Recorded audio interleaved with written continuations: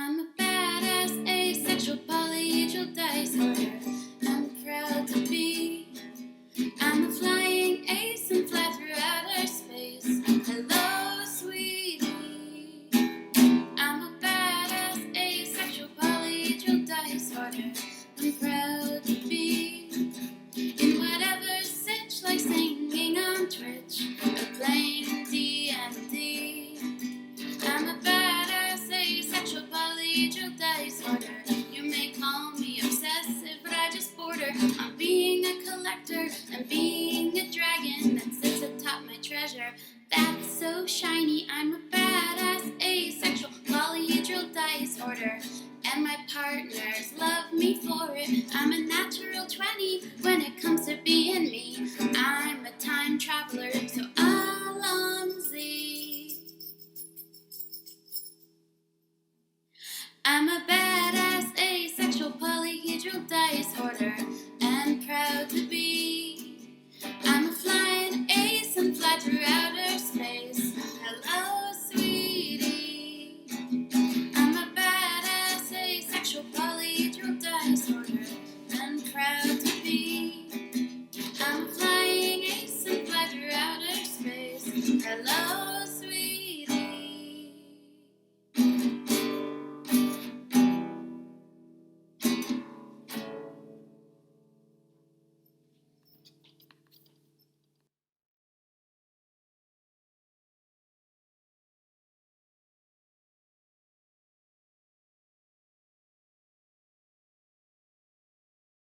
I'm a badass, asexual, polyhedral disorder.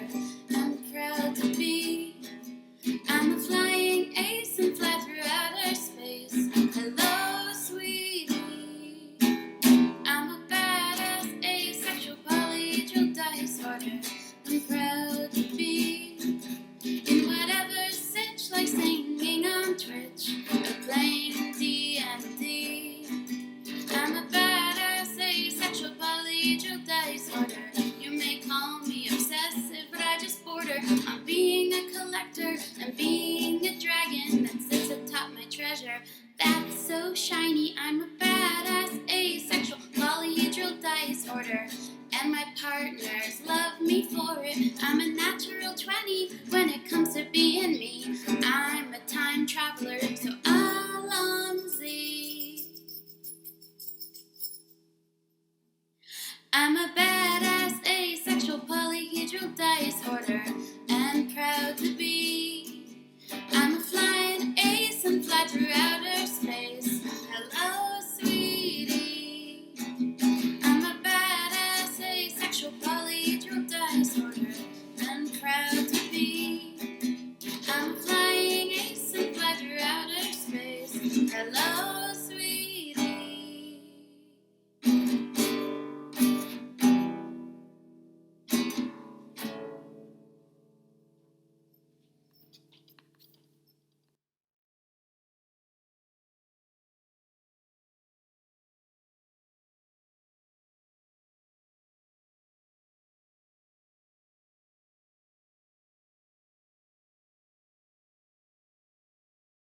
Because it's your second week in a row, you can either choose to do it or you can choose who has to do it. Oh, sure. I can You have the power. try to remind myself real quick. Alright, we started with the rope bridge. Yeah. Yes. Okay. Good thing I'm taking way too many notes.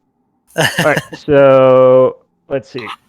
We came out after of the temple structure after our initial descent. In front of that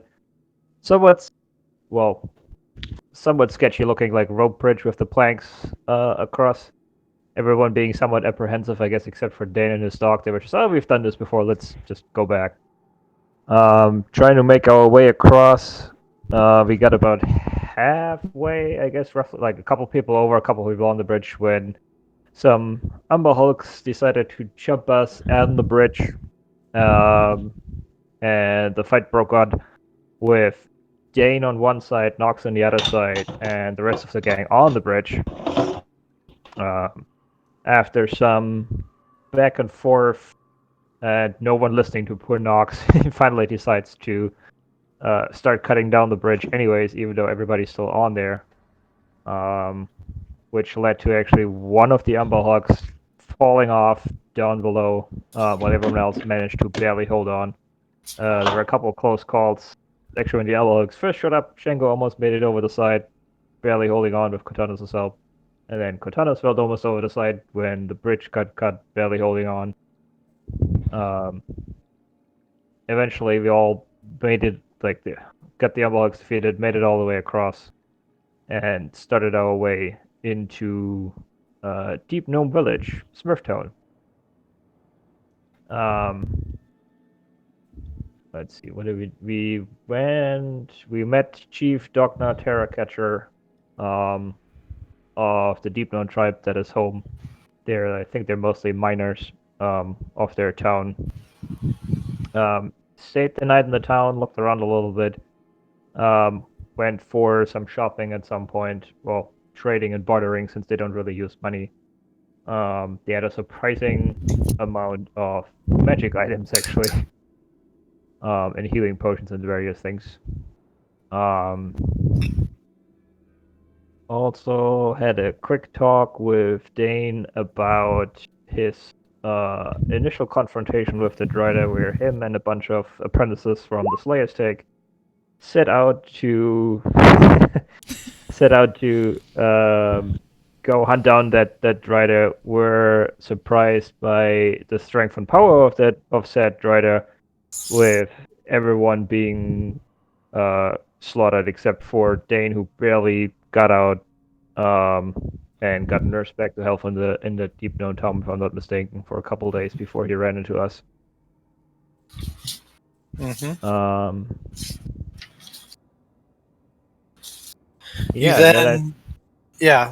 At the end of the session, you guys were at with the chief, the Deep Gnome chief, the Smurfeblin chief, Dogna, and you had just finished trading with him, and you were going to. You guys had questions for him. Yeah, I think we were going to ask him about directions to where we believe the Drider's we were about to get the lore drop. Mm-hmm. Yeah, I was about to do a bunch of expositing. All over the place. He was supposed to expose himself. I was just going to exposit all over your face. You don't want Bill expositing. That sounds way too much like my Tuesday game. Please, I requested dinner first if you're going to exposit all over me. God. At least a cup of coffee. We got dinner with the jump spiders or whatever they were called. Exactly. Oh yeah.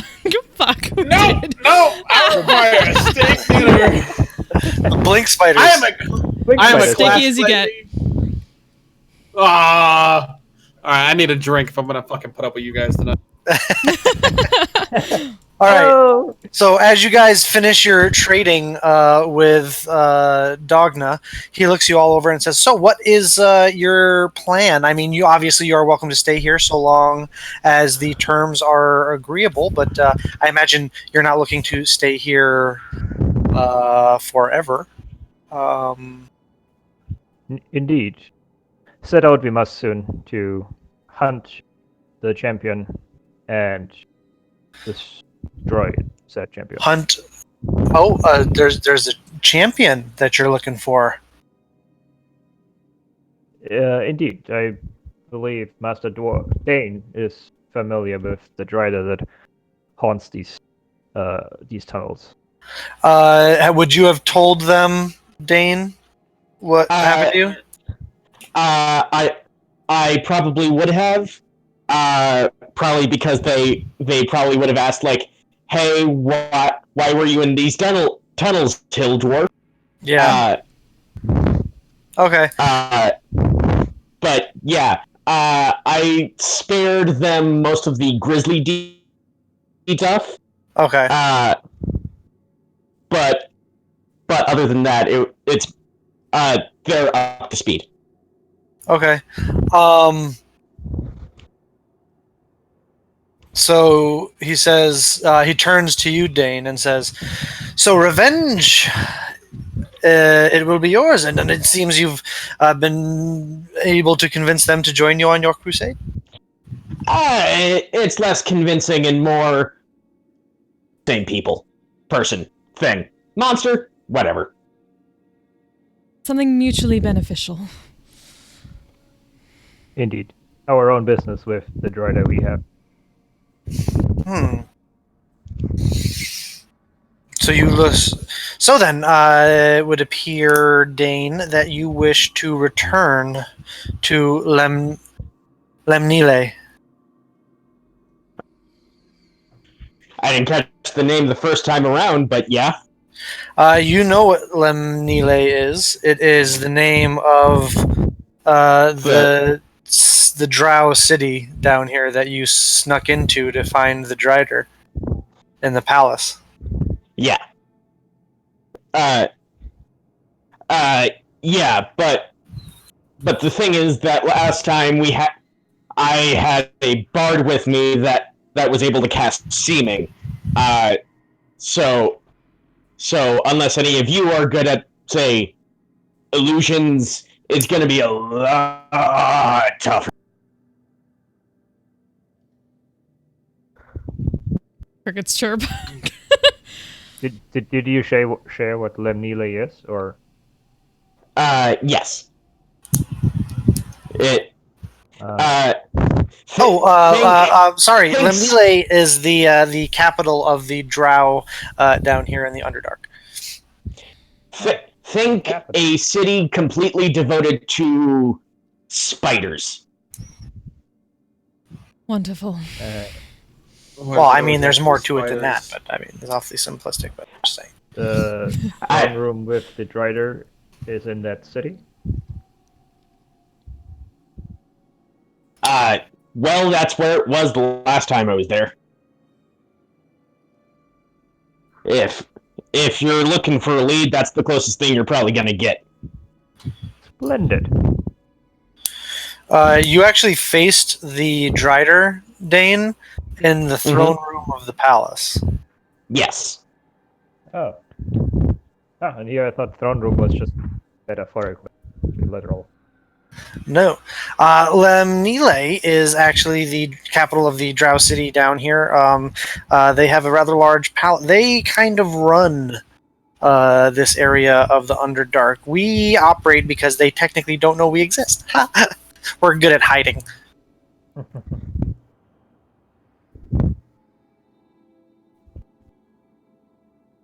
They're good at illusions. The assumption can be made that the Drider is the leader, as it resides in the throne room. It was awfully crowned. Based on the crown, that seems yes, but it's also awfully odd as Driders are viewed by Drow culture as a form of punishment that is brought down by the Spider Queen.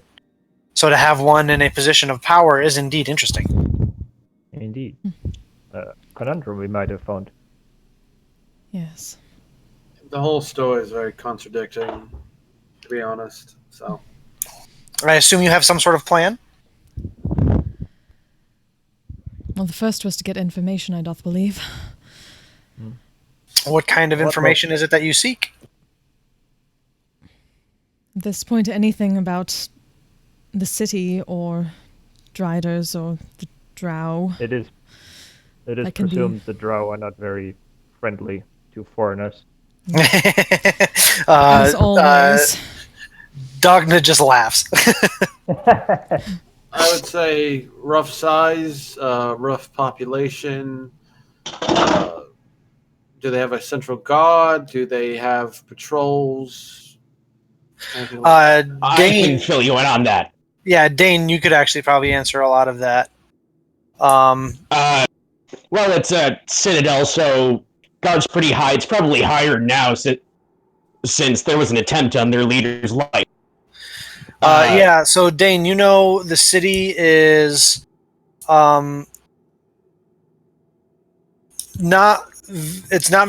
it's much larger than this little Deep Gnome village. It's probably so that you could give them an idea. It's probably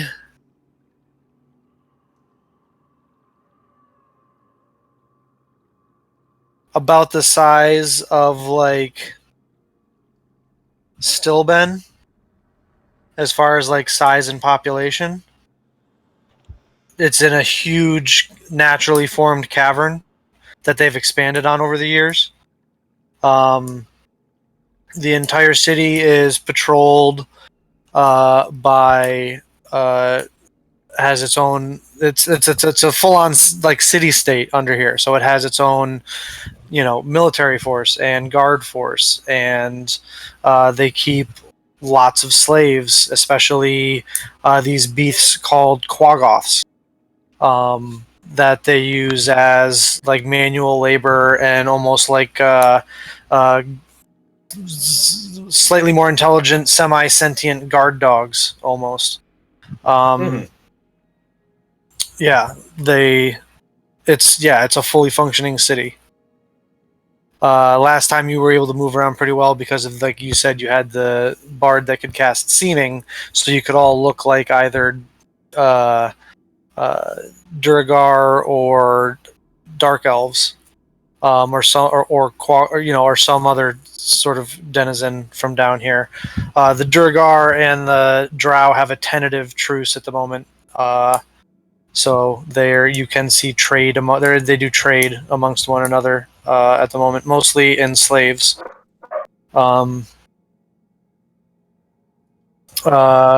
Population is also, like I said, fairly close to a decent sized city like Stillben.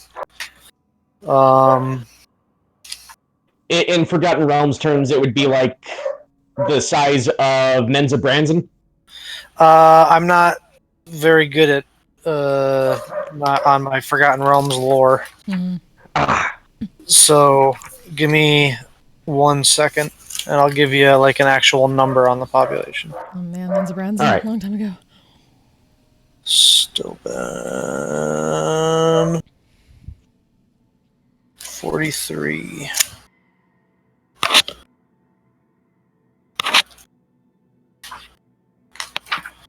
Almost 10,000. Almost 10,000 as far as the population. Yeah, that's roughly the size of Menza Branson. So there you go. So yes, so then I guess the answer to your question is yes. Okay. Somewhere between 9 and 10,000. They probably have a guard force in the hundreds, as well as military forces in the hundreds.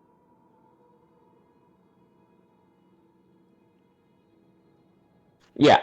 I also tell them about the whole sexism thing.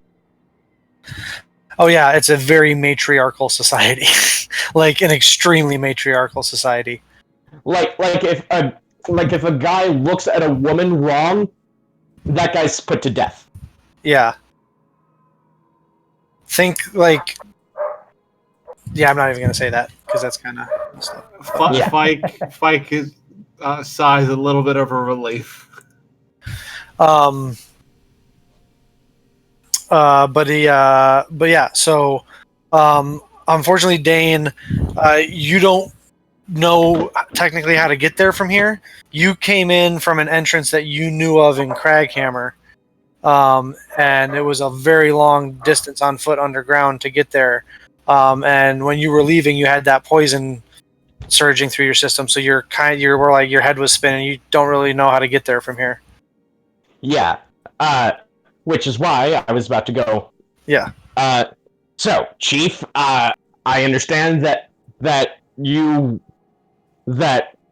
shouldn't come with us because you're a chief, and I don't want to take any of your people away. But if you could give me like a map or just a general area, I'm pretty good with finding my way around places. Well, I could certainly provide you with some form of a bit of a map, but I believe perhaps a guide for the first part of your journey would be helpful. It all depends on, I guess, the route you want to go. There's a way that you could go that would be a little bit faster. It might not necessarily expose you to dangers of the drow, but it's definitely faster. But there is a few more obstacles in the way. Or you could take a longer way that is going to wind you through multiple tunnels of the Underdark. Who knows what you could run into, and it could take you what you would consider probably like weeks to get there. I would prefer the faster route. Any of you? Time is of the essence, so It appears the Against don't logical disagree choice. with that. Very well, then. Like I said, I will be able to arrange a guide for the first part of your journey, at least to get you to the rapids. Rapids? rapids. Well, and yes, indeed. The rapids. Underground rivers. Yes, Which it is the right? rapid river that you will have to negotiate in order to get to where you're going. After the rapids, you will have to get past the pit. The pit. Indeed, the pit. The pit is actually an arena run by the Durgar here in the Underdark, where they have their slaves fight to the death. Wonderful. Once you're able to Splendid. get past the pit, that will then, after some more traversing through the caves, you'll be able to get to the actual entrance of the city of the Drow. Getting from there into the palace, I cannot assist you with, as I have never actually been inside the city. Might I ask, is there anyone within thy town who can create potions of illusion-based magic, being able to disguise ourselves or something to that effect? We Smurfeblin have some limited natural ability at illusion. We have a simple apothecary that mostly they usually specialize in healing potions, as mining can be very dangerous, and small explosive concoctions that assist us in our excavating, but that is the extent of their abilities, unfortunately. Understood. I have a potion that might be able to keep us moving silently, but it only lasts for, I think, an hour or so. So, and I can always make more. I'm pretty good with scrounging up materials for it. That would be Do we have any appreciated. purple paint? I mean, if you want to wear blackface, then by all means, but, you know. Look, we don't need to be convincing. We just need to be not suspicious from a distance. Oh, at this point, Dogna kind of finally figures out what you were going for, and he's like, "I think you'll find that the Drow's power of perception are a bit beyond such things." Or I shouldn't say, perception. I said it right the first time. Said the guy on Right. snuff. There is no disguising Noxus in that method. Like looking over at the Dragonborn. We just throw on his fucking hood and, you know. Yeah, you're right. Are none of you? I mean, to are entertain this idea, we could treat him like Chewbacca. What is a Chewbacca? are none of you Out of game. Out of game. are none of you magic users? We have some. However, our abilities as to the altering of reality are rather limited. And my magic comes from alchemy.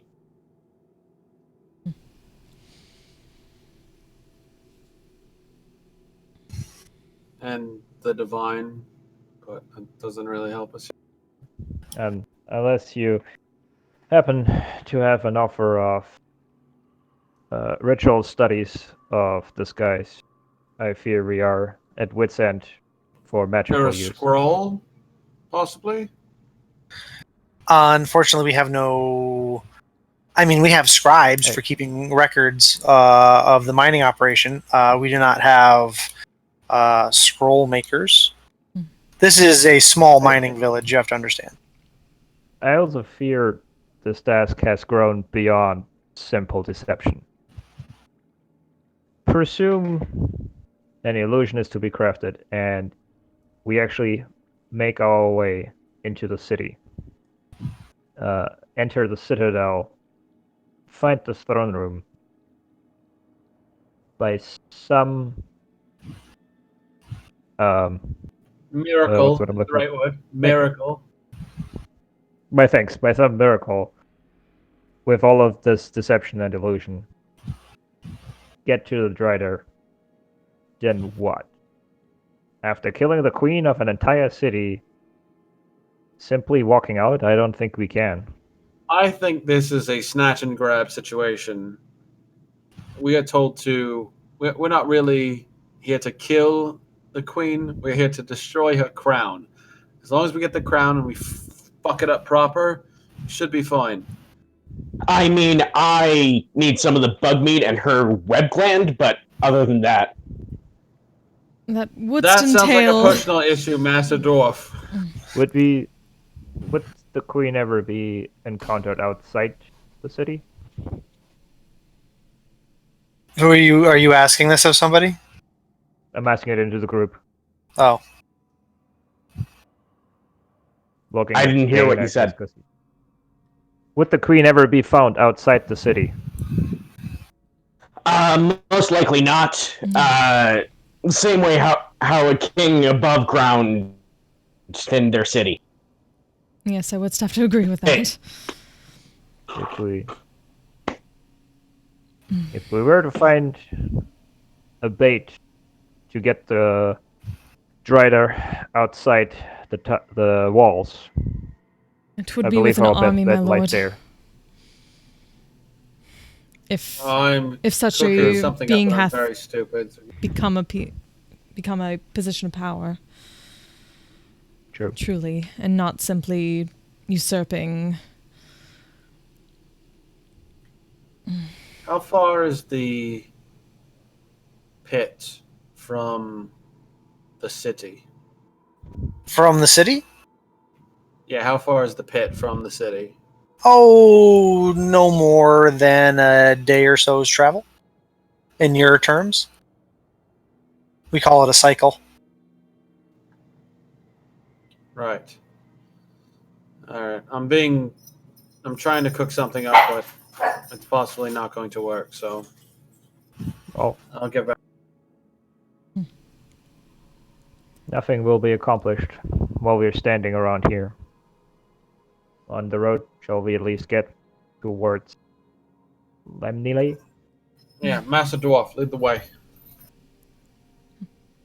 At least All to a right. guide. Yes, my assistant.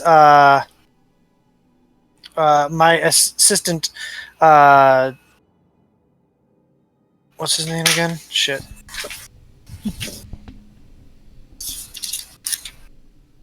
Roscoe. Glad I'm not the only one blanking on stuff.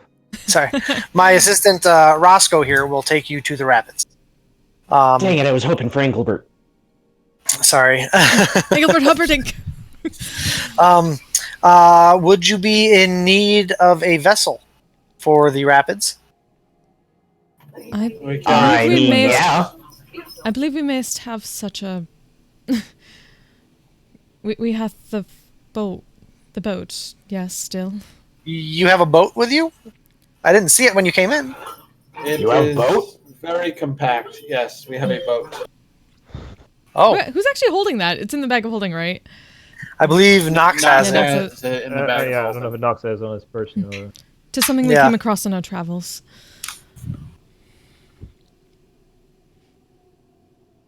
Well, hopefully it will fit in the rapids.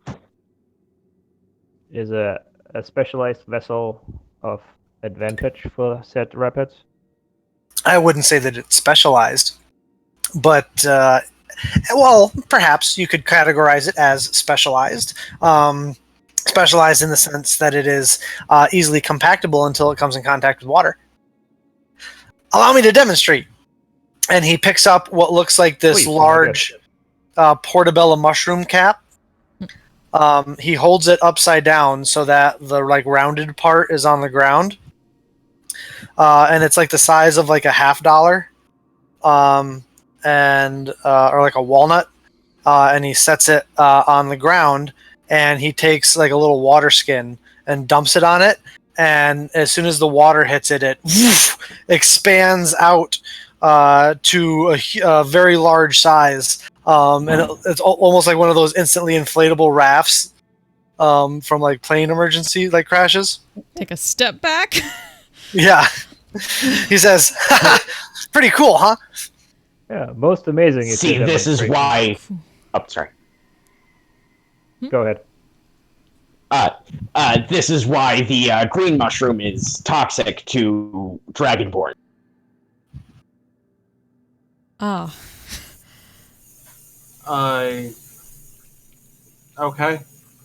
I think we need more than one. Just for one for now, and then one for fun later. What do you have in trade? Would Star Boat not work? I don't know. I How suppose- big is your boat? When this one expands out, it's about the size of one of those. Do you know the raft that in Indiana Jones 2 that they jump out of the plane with? And then they slide down the mountain on it in the snow? It's about that size. How wide are mean, these that- rapids? Except circular. Different widths at different parts of their river. I mean, it could become a boat or a ship. So Well, Yes. Boat was about to go like about 10 feet. Trying to Actually, I'm hold on. I'm gonna pull up the actual. They have a folding boat, Kieran.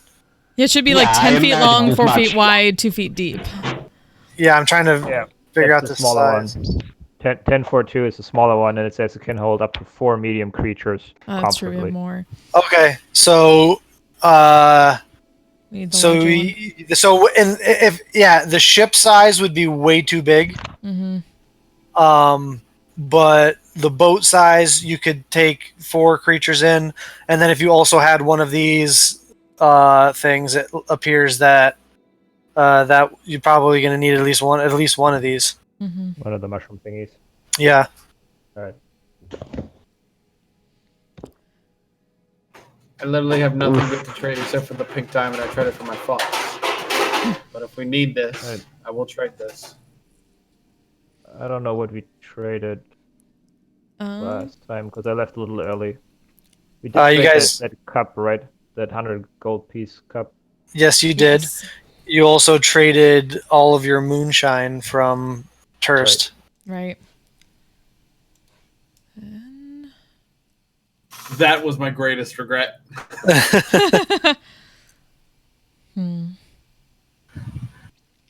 What do you have in trade? I got a whip. A whip, you say? How Is are it you in magical? armament?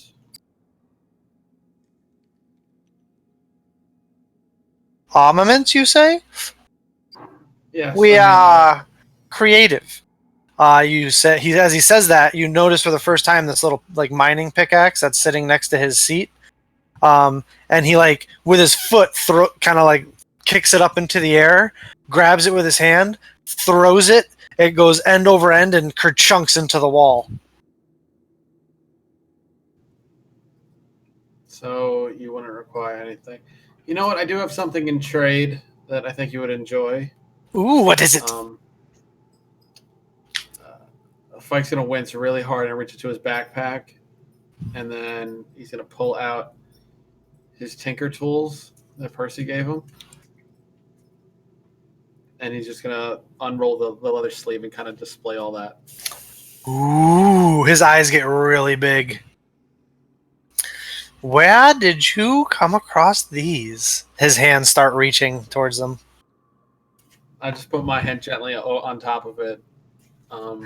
He A very, politely very dear recoils friend. and acquiesces. A very polite friend of mine gave me this as a show of good faith, and I'm doing him a huge disservice. But desperate times calls for desperate measures. I'm sure we could find But something else, Fike. I agree with Cortana's father. I believe other means of trading we have. Like looking through things.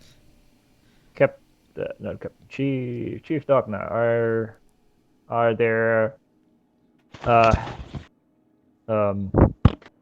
wielders of the arcane amongst your people?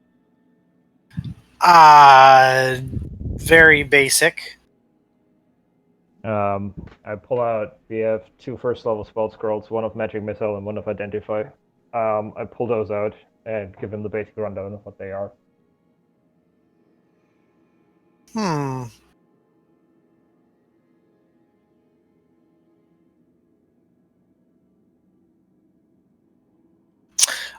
He kind of leans down to Rocco, and whispers something in his ear, and then he turns his head to the side so Rocco whispers something into his ear, and he says, "For that one," and he points to the Identify scroll. The scroll for the boat? For one, yes. Do I feel like that seems like a fair trade? I don't know. Do you? Sure. I can't tell you what you think. You're right.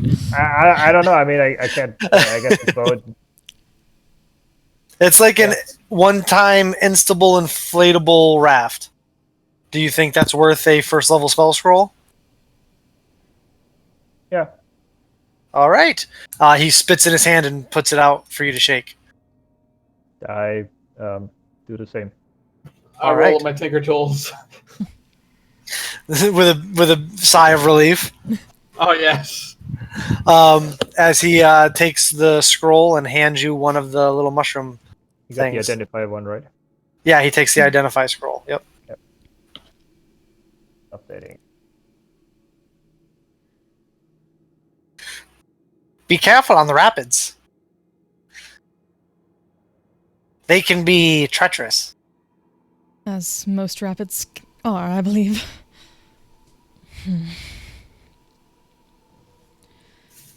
Yeah. Do you have any that snuff lying around to bolster us? Any what? I know this dude has cocaine. He has some zip root. I know what's going on. This dude is not this Doesn't know what you're talking about. insight check. I am unfamiliar with this substance you're speaking of, Father. All right, fine.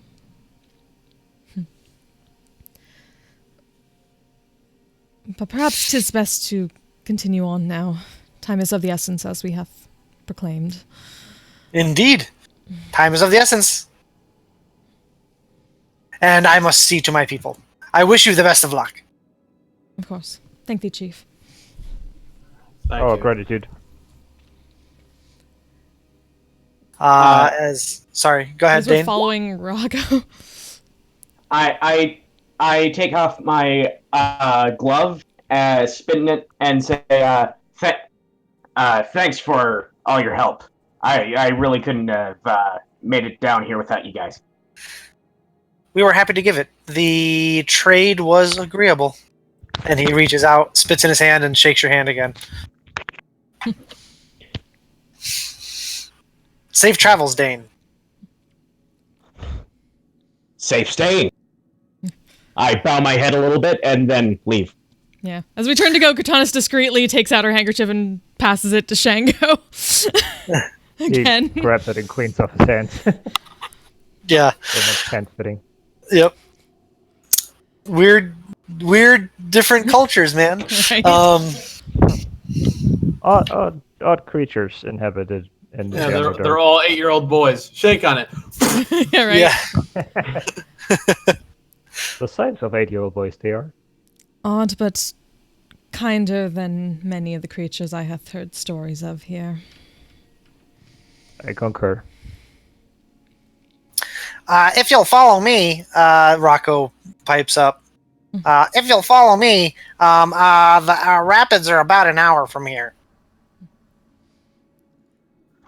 Good answer. Great. Is there anything you need to gather before we leave? We had all our things because we came from. Yeah, I think we grabbed a lot of stuff, right?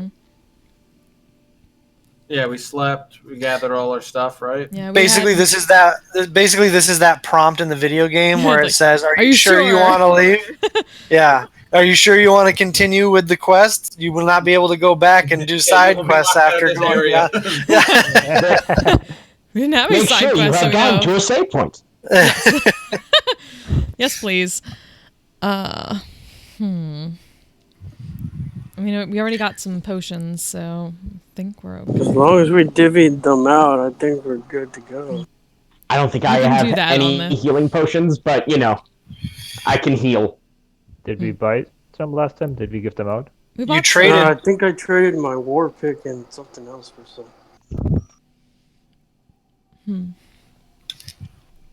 Yeah, I don't know who has what. You though. traded your war pick and something else for some normie healing potions.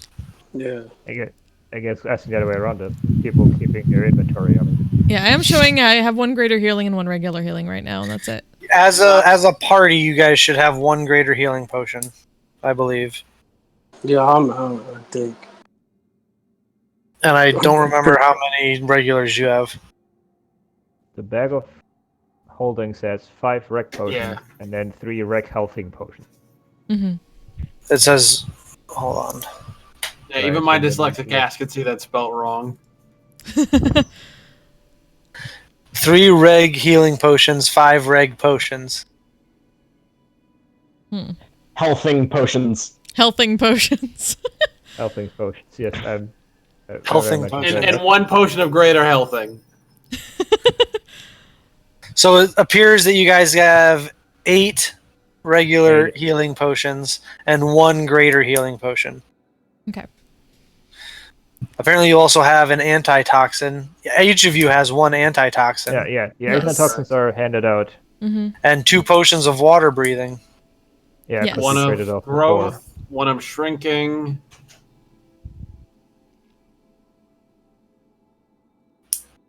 Oh, you guys got Oh, that so- earth elemental gem. Oh yeah, and we the, did. And the heartstone in case we needed it. Does someone have that earth elemental gem on them, or is it in the bag? It's in the bag. If it's in the bag, I believe it means it's with Nox. So, Mm-hmm. do you Yeah, guys? 'cause I guess- How do you guys want to have the healing potions distributed? We might as well establish this now. Hmm. I'm fine with a regular. No, Dane, you do not have an antitoxin. I don't think. Good to know. I don't think we have one extra. 'Cause You we don't, handed out because Dan would have taken his with him. You guys got those a Right. while back. Darvin. Yeah, that was a Yeah. while ago. Ice Point. We stopped her. I will doing that give this Dane week. my antitoxin because I'm a juice box. It's true. Because you're a paladin, you cannot get Yep. poisoned or you're That's immune to correct. disease. So Dane, So, you can have my Dane, you have an antitoxin. If you accept it. And he went AFK. If you unmute yourself so that you can say, yes, I'll take No, it. He said left. he went left. AFK. Yeah, he's a Oh. BRB. I don't know. I would like to take 2 just because I'm usually distributing them to people that around me because I'm fast. Mhm. So Yeah, I'm down to take whatever you give me, but I'm pretty much doing the same. Katanas is fine with the 2 she has. So What do you have, Cortanis? 2 normies? she has Or a one, re- one normie, one greater still. Okay, so you have a normie and a greater, which means there's 7 other normies to distribute as you wish. I'll take 2 if no one's gonna be upset about it. All I'll right, give two each to the casters. No. 2 each to the casters, you said? Yeah. So Shango, you've got 2 normies. Nox has 2 normies. I still had 2 in my personal inventory. Did I miss that up, or? No, it's probably part of the total, Mm-hmm. but Okay. Okay, so I'll just keep it at the 2 then. yeah. So that's 2 for you, 2 for Nox is 4, 1 for Cortanus, 2 for Fike. That's 7. So and then it leaves 1 more normal healing potion. If Fike has 2, Nox has 2, and Shango has 2, Cortanus has 1 and a greater. That leaves 1 normal healing potion. If you I'm updating the bag, by the way. Perhaps that should be for our new acquaintance. Slightly gesturing towards Dane. That's up to you guys. He is assisting us in this matter, even if it is for his own purposes.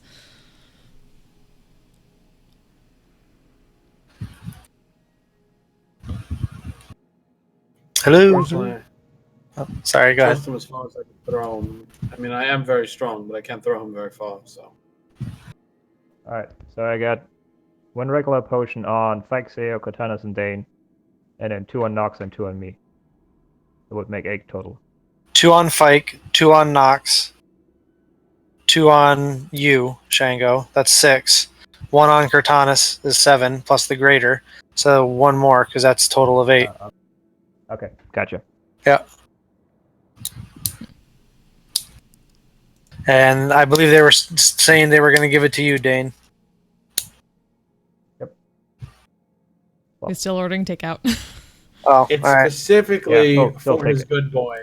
And Oh yeah, nothing for the else. dog. Okay.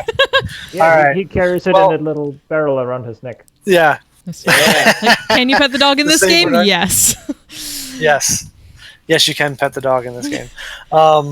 Yeah, All right. you Well, can get you no guys can XP, I tell don't him. You guys can tell him that he gets a healing potion when he gets back. Okay. Um, So let's continue to follow Rocco. all right. So Rocco says, "Follow me," and he leads you back out that same tunnel that you came out of, that you came in here through. That one that you had to kind of bend down, and he begins to lead you on about what he says is going to be about an hour's trek through some tunnels. And of course, I think of exactly what we need before we leave. Damn it. Okay, never mind. What is it, Cortanus? Should get like dark cloaks or something. That can be a way to disguise ourselves. You have a ranger that can cast Pass Without a Trace. Okay. So, Yeah, fair enough. As you guys begin to leave, you begin walking. Rocco begins leading you through the tunnels, taking a left every once in a while, and then taking a right and straight. Every once in a while, you come to like a fork in the road, and he kind of stops, looks back and forth for a second, and then continues on. Is there any conversations being had during the walk? Dane is still ordering takeout. Yeah, It that's appears that way. Darn it. Okay. I'll converse with he seems distracted. I'll converse with him later. Okay. The group will remember this. Yeah. Hey, sorry about that. This shit. There, Hey! he's back. Speak of the devil, and he shall appear. Hey. Yeah, sorry. My wife came home and told me that she ordered food and that I should order food for myself. Oh, okay. Wait, you she ordered guys. food just for herself? Well, yeah, she hasn't eaten all day. That sounds like a bad thing. Anyway, Dane, you guys have left the Smurfeblin mining town and are being led through a series of tunnels by Rocco. As you were walking, Shango, you kind of find yourself next to Shango at a certain point. And Shango, take it away. Master Dane, can you share more on the powers of this Queen Drider you have encountered?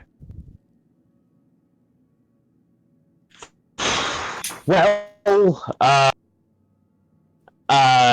well, it's kind of like a regular Drider, so it tends to be all pincers and stabbings and weaponry and all that sort of stuff. But that crown seemed to be doing some extra stuff, like some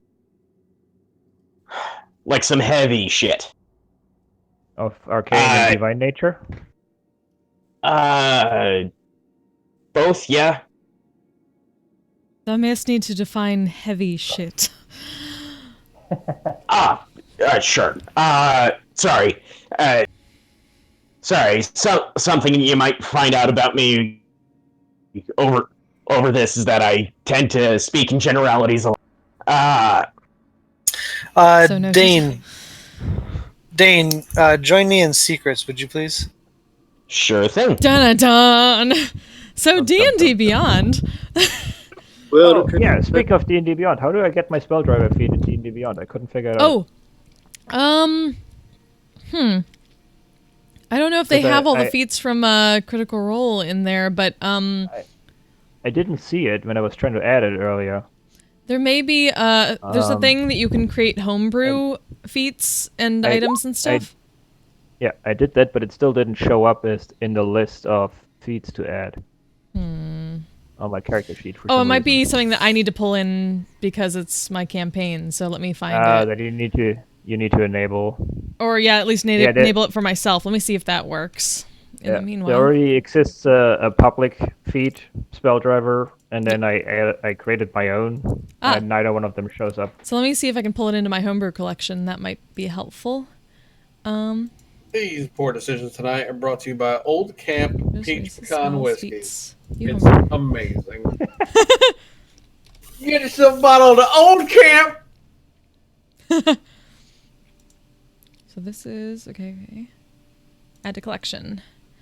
Okay, try refreshing now and seeing if it shows up because it's in my collection now. You should have access to my collection.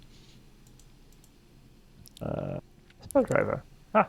So hi friends in chat, how are you all doing? We're waiting as a couple people are in secrets talking about secret things that we're not allowed to hear.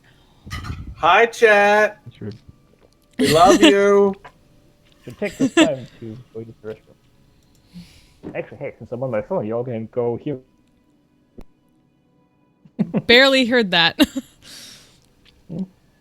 Barely heard that? Am I really not that loud? Like we're lip reading secrets or no secrets. You can well, you can't hear the other side of the conversation since he doesn't have a thing. All right. Apparently chat's been trying to lip read you, Bill, trying to figure out what the secrets are. How many viewers do we have? At the moment, mine says 6. Darn it, thwarted. Oh shit! All right. That's weird for me. Up, son. Hi, chat. Right? Okay, they're back. All right, we're back. Woo! Yeah. So going through my memory, sorry, it's been a bit of a time down here. So this Drider is different than other Driders because it's been doing poison. It can turn invisible.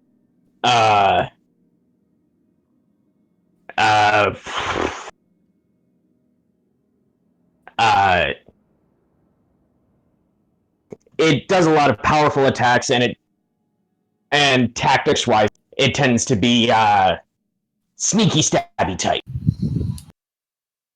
Hence the invisibility. Wonderful. Indeed. That makes things more complicated. Yeah. So if any of you have true sight or anything like that, True sight. I've been coming up with myself to get around that invisibility. I have no magical knowledge or anything of that like, unfortunately. And what of you, Master Genasi? My sight is limited to this plane only. Hmm. The most interesting encounter we seem to be having ahead of us. I believe Noxus has the best sight amongst us at the moment, but picking over Yeah, Noxus. but that Yeah. yeah, but that just helps me see in the dark. It's not like I can see across the planes and of existence and stuff. Come on, Dane, how I've been many working on my Noxus. That's so good. So Dang. rigid. how many were in your crew? Or, before? There was four others. Yeah, 5 including the dog. Yeah. Yeah, there was a bard. There was another ranger in there. However, that was the dog. And let's see. We had this tactics and and a thief.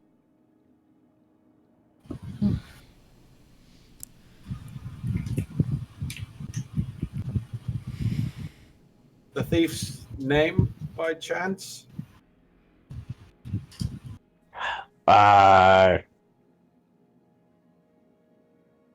He hold on. I'm bad with names.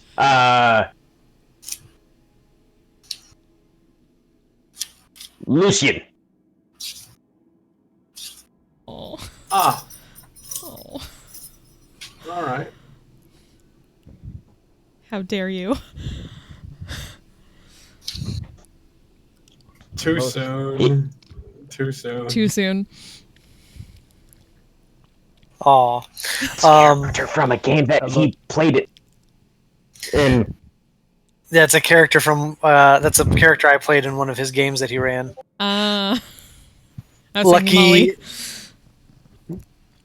Lucky Lucian. Lucian Lucky Linden. Oh, Lucky! I know Lucky. I remember Lucky. Yeah. I reprised Lucky a little bit. Oh, okay. But anyway. Then, yeah. Name set doesn't sound familiar, Fike. All right. The most interesting encounter we have ahead of us. Yes. I suppose we shall need more time, and we shall have it in at least getting to the city to figure out what to do once we get there. Indeed. Yeah, we got plenty of time. Who has the highest passive perception? I got the 16. Yeah, I think Dane probably. Yeah, probably Dane. Dane. I Dane? think we're all I'm a pretty- wise man. Are you now? Alright, so Dane, you're the first one to hear it. But you begin to hear the sound of distant rushing water. As it echoes through the halls. Eventually, Rocco leads you out. The hallway comes to an abrupt end, as there is a small, relatively calm pool that appears to have eroded itself out on the side of these. On the side of this rushing river. I mean, you're talking like full-on white water, rushing river. The sound is rather loud, actually, in the echoey halls here. The cavern is moist, and there's all kinds of moss. This bioluminescent moss that's growing on the walls, and this bioluminescent fungus that's growing off the moss. As you look, what little you can see from the extremely dark light, unless you guys have some sort of light source going, it is like pitch black in here. I got the hooded lantern still.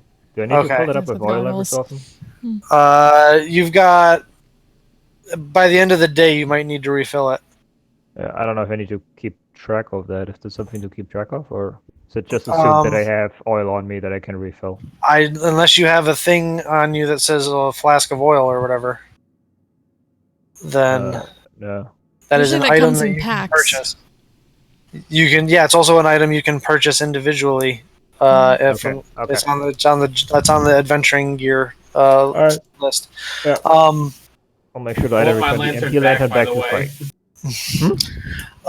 but anyway, as you also look into, not only is the water extremely rapid and moving extremely fast, but it appears that there are stalactites and stalagmites that come down from the ceiling and up out of the water. With a raised eyebrow.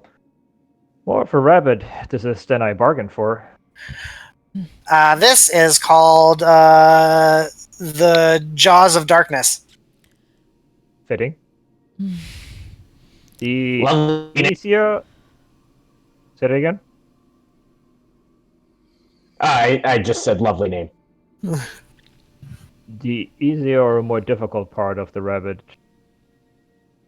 is this here. It's pretty consistent. Is there a drop off at the end? Yes. If you come, I was just about to get to that. What will happen is a ways down, you guys are going to want to look for an outlet that's going to be on your right. Okay?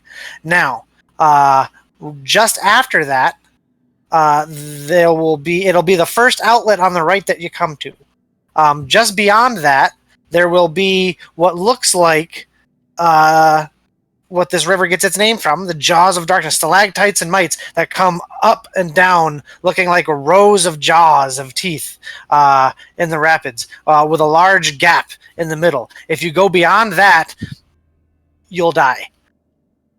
Wonderful. We shall Lovely. need thy sight more than ever, Noxus. Yeah.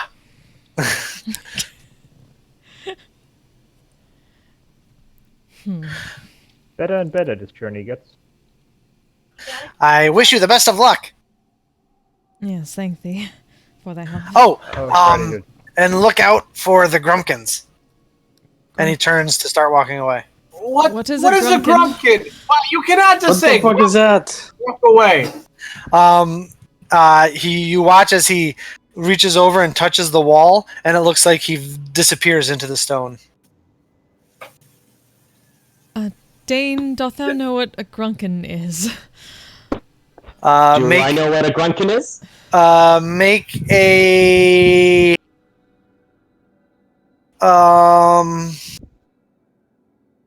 I guess it would be a nature check.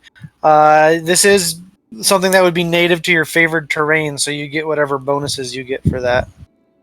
All right. Is it a monster or a dragon?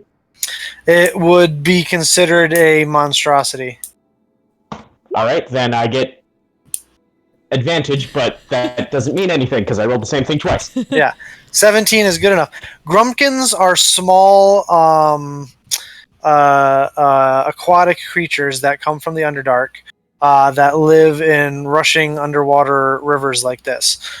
They have these large... They're about the size of, like, a beagle. They have these large, like, you know those angler fishes that have the little light dangler thing?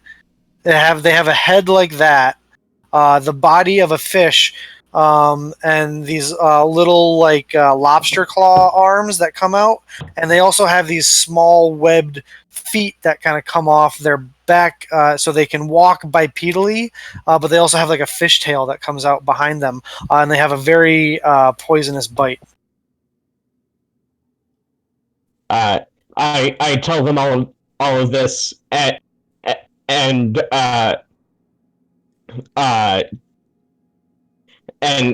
say, so who's going to be going into the boat? Just most interesting the Underdark is. Master Eskil Yes. surely has carved out quite the task for us. Yeah, Shango, I'm about to go. Yeah, we're on a fucking fool's errand and we should stop. The second we go into this water, I can't say that anymore. So I'm going to say it right now. You are Uh, welcome to turn at any moment. Hence, a choice I do No. not have. Fike, No. you feel a burning pain in your where your hand used to be Oh yeah. as you begin to talk about not continuing with this mission. Like you made a pact here. And you suffer 12 points of 12 points of force damage. Ooh.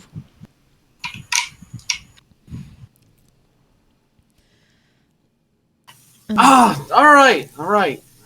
Fucking. I was going to go along anyway. Well, now I have no choice. Remember thy oaths, whenever thou takest one. But perhaps Noxus should at least be with the boat. He doth know how to properly steer one as best as possible amongst us. Who's going to drive the other boat? That is the question. Oh, yes. Brother Dan was the other familiar sailor. Yes. I doth not suppose that thou hast any sort of water vehicle training, Dane. Nah, I'm mostly inland.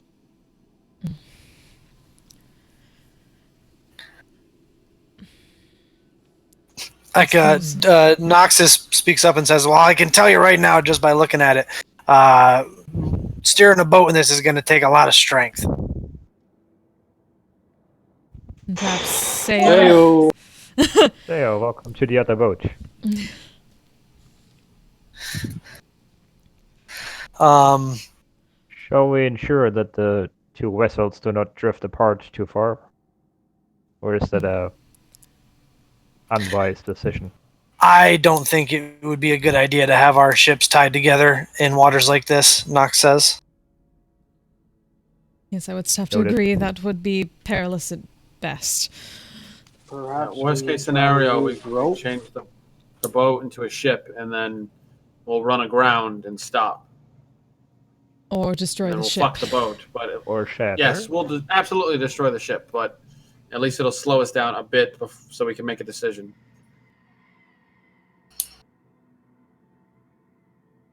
I'll be on the other boat. All right, so how are we splitting up the groups? Nox puts the box in the water and says boat, and it folds out into a boat and he hops in. Joss is looking to Shango. She'll go wherever. Which one he goes on? No one makes a move. Go ahead. How many can fit in the mushroom? The mushroom can hold 6 people. The folding boat, I believe, can hold 4. Correct.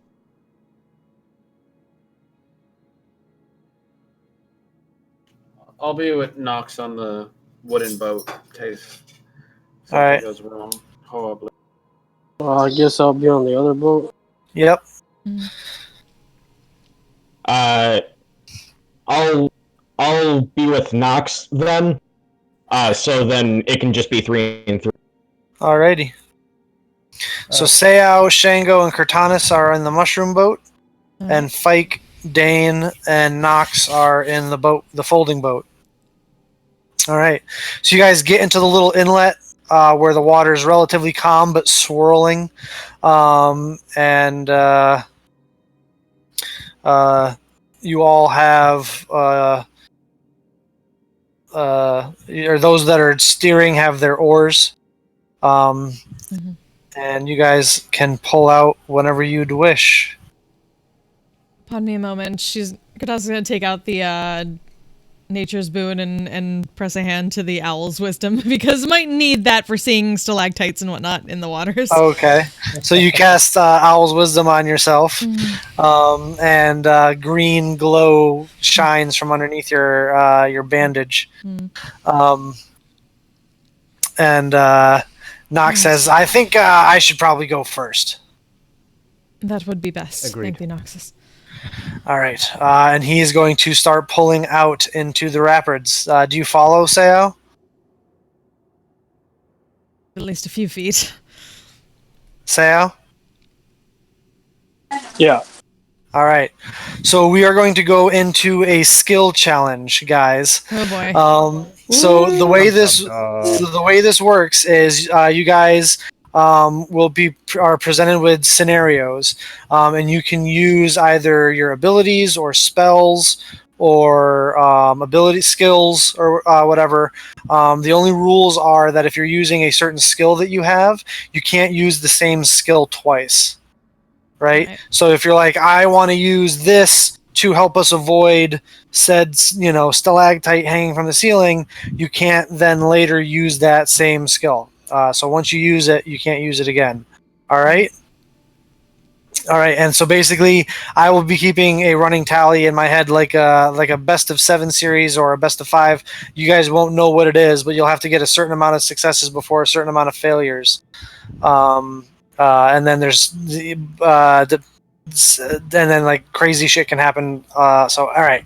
So as you guys pull out into, I was gonna say this is the moment I wish I had more utility spells. Yeah. Or utility anything. hey man, you got to be prepared. You can't just take a bunch of damage spells. Be prepared. So as you guys pull out into the rapids, the second you get out into the rapids, it whips the front end of the boat straight forward, and you guys get caught up in the current. And you guys are moving at a speed that is blowing your little side curtain tails back, Curtanis. The wind is. You guys are moving so fast that the wind rushing past your ears is actually something that you're hearing, even with the rushing of the water. Noxus is making. Oh wow, natural 20. So Noxus begins steering, and say you're trying to follow him. Up ahead, you guys see that there is a large stalactite sticking up out of the water, a collection of about 3 of them, and it's sitting like right in the middle of the rapids. What are you gonna do? Who wants to? I'll take it. We pull out the wand of magic missiles. Bam, bam, bam. Yeah. How many charges are you using? You said there's 7 charges total. Yeah, but you said how many stalactites are there? It's like a cluster of like 3 of them are together. Then 1 charge should be fine for that, I believe, unless you need more. Well, I mean, they're fairly decent size. Oh, decent size. Solid rocks, yeah. All right. Like something that could damage a boat has got to be pretty, Right. So let's do 4 charges, and then that can hit all 3 of them with 2. 2 darts each. Yeah. All right, so roll damage. Okay. 6, 6.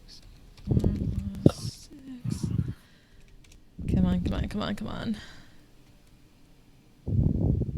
21. So you pull out the wand and hold it forward, and like this arcane, like anime missile swarm, the missiles come flying out and start just like machine gunning into the rock of the stalagmites that are sticking up out of the water. You watch as they begin to crack, and then they explode into a bunch of pebbles as they get caught up in the current of the water, and you guys are able to continue on down past them without having to steer to avoid them. Bit of a rush, like put it away. As you guys are continuing to come down, there is another 2 different stalactites now that are. Do you guys have what kind of light source do you guys have right now?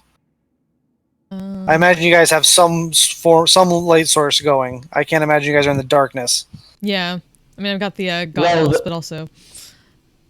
all 3 people on the first boat all have dark vision, don't we? Yeah, but still, that's only a range of 60 feet. And then the Not 3 people just who one don't, one. except for the thing, are on the other You only boat. want to be you only want to be able to see 60 feet ahead of you, Dane. Oh, no, but I'm just saying.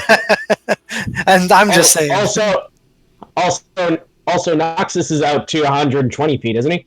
He is, but he's not steering both ships or both boats. Yeah. And guess, sure. the person steering the other boat is a human. Yeah, on the second boat we have the hooded lantern still. So you have the hooded lantern going. Is there torches out in the Yeah. lit? Can set Yeah, up a- Kratos would have yeah, a we- torch. All right. Yeah. So you guys have light sources out, is what I'm asking. All right, is what Yes. we're saying. Yeah. As you guys continue rocketing down this thing, you guys see now what looks like 2 serpent fangs, coming down out of the ceiling. These large, singular stalactites that are mites that are hanging from the ceiling. The ones from the ceiling are hanging down, leaving a very narrow spot in the center that you guys would be able to squeeze through. I'm told from chat, if it's sticking up, it's a stalagmite. So stalactite are down. All right, so the That's stalactites are coming down like The serpent more fangs. you know. Thank you, chat. Yeah. So, There's an inappropriate way to remember Stalactites. that. Thanks, Kaiju. stalactites hang from the ceiling with all their might. Okay. So anyway, they rapidly are approaching. I got that one. There's someone else. Did you say there's enough space? Well, I'm not steering the boat, right? It's AO steering. Say I was steering, yeah. Yeah, But if you want to come up with like a creative way that you can help, whatever you want to do. Because we're behind, so if anyone on the first boat has a little distance magic or anything like that, probably be good. Oof. I have a crossbow. But it's a badass crossbow. How about you? Yes, but you it can't only reload. shoots one. Yeah, I'm playing that the reload mechanism is just jammed right now, so that's why I can't shoot twice in a turn. But as soon as he gets to level 8. Exactly. Nox is just going to try. You guys are taking too long. Nox is just going to have to try and steer. Is just going to have to try and steer through it. Can you not Eldritch? Oh, I guess he's focused, so he can't. No, yeah, he can't Eldritch Blast right now. So Nox is able to successfully steer it through it. Sayao, I need you to make just a straight strength check. All right. Because you are not proficient with water boats. Is the vision decent enough with our light sources? With the light sources, yeah. Okay. That's good. You guys That's can see good. pretty good. 21. 21. So you're able to kind of split the uprights here as you're able to squeak through without right down the center. You're able to follow Nox right through as you guys continue rocketing forward. As you guys continue rocketing forward down the falls, it's starting to get a lot thicker now. The stalactites and stalagmites, you're having to kind of weave back and forth. Things are rushing past you. Who wants to try and assist and do something? If there's a particular field of stalactites hanging around, I'll throw a shadow in their direction to blast them into bits and pieces. Okay. Make a perception check. Perception. 7. Yeah, unfortunately, you're not able to see it. And the boats crash into them.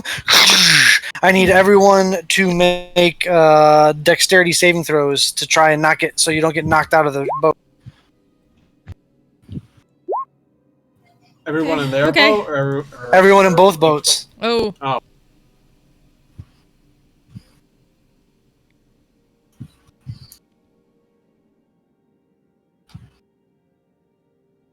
Yes! Oh, Noxus! No! Somebody get Noxus! So Could you I guys, try and grab him before he falls out? just make a straight dexterity check. See if your Dexterity check. Yeah, just see if your reaction is fast enough to try and grab him. 13. Oh, damn it!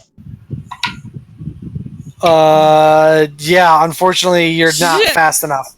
Um, Damn it! so, you guys, the boats rock as you guys crash into this rock formation, and you guys are all kind of looking around like, "Oh man, I didn't fall in. Great." But unfortunately, at the last second, Shango, as you and Cortana's turn around, you see that Nox is not there anymore. What? Wait, we were in the. Wait, turn around where? Because Oh, they wait, were in front. No, You're on the I'm other sorry. boat. Yeah. I'm sorry. Fike and Dane, you guys turn around, and Nox is just not there anymore. Did we see him fall off? What? In the Yeah, Yeah. you're in front. You're behind back. him. So yeah, so you saw him Okay. fall off. Try to quickly go over and see if I can like grab him in the water and grab him. Find him. I got I got the dark. Yeah, make an athletics check. Okay, come on. Next enemies. If I see her struggling, I 15. So you're able to grab him in that like kind of like forearm, like you grab his forearm, he grabs your forearm, and you're able to catch him, but the current still catches him, and now you're like dragging him behind the boat against the current. You're able to hold him, but you're not able to pull him back up. You're just able to hold him there in the water as he's like like water's getting in his mouth. Just trying to I'll pull. cast levitate. You're gonna cast I'll cast levitate. levitate on Noxus so he can Okay. levitate out of the water and be pulled in. All right, so you cast levitate and pull Noxus, and he just starts floating up out of the water, Noxus or Cortanus. So now you almost have like a Noxus balloon Yeah. that you're holding on to over the Better boat. than yanking my arm off. Yeah. But yeah, like your arm is like feeling like it's been pulled out of its socket almost. As this is going on. But Dane and Fike, there's currently no one steering your boat. Someone grab it. Yeah, Someone who's strong. I'll go and grab it. Okay. I have a 14. I have 14 strength. What do you have? You don't know that. It's fine. You're steering. Okay. All right. The aerodynamics of a Dragonborn are not very good, Shango. Aw. They're not built for aerodynamics. An unladen dragonborn. Yeah, he's wearing an adamantine breastplate. He's like almost 7 feet. Yeah, he's almost Yeah. like 7 feet tall. Oh, he actually got that. Is it- Right. Yeah. Is he wearing Yeah. also like robes or a cape or something? Just flies off. So you're holding him as he's floating Parasail. over the boat. As he's floating over the boat, Cortanus. Yeah. You're his only anchor point at the moment. Dane, I need you to make.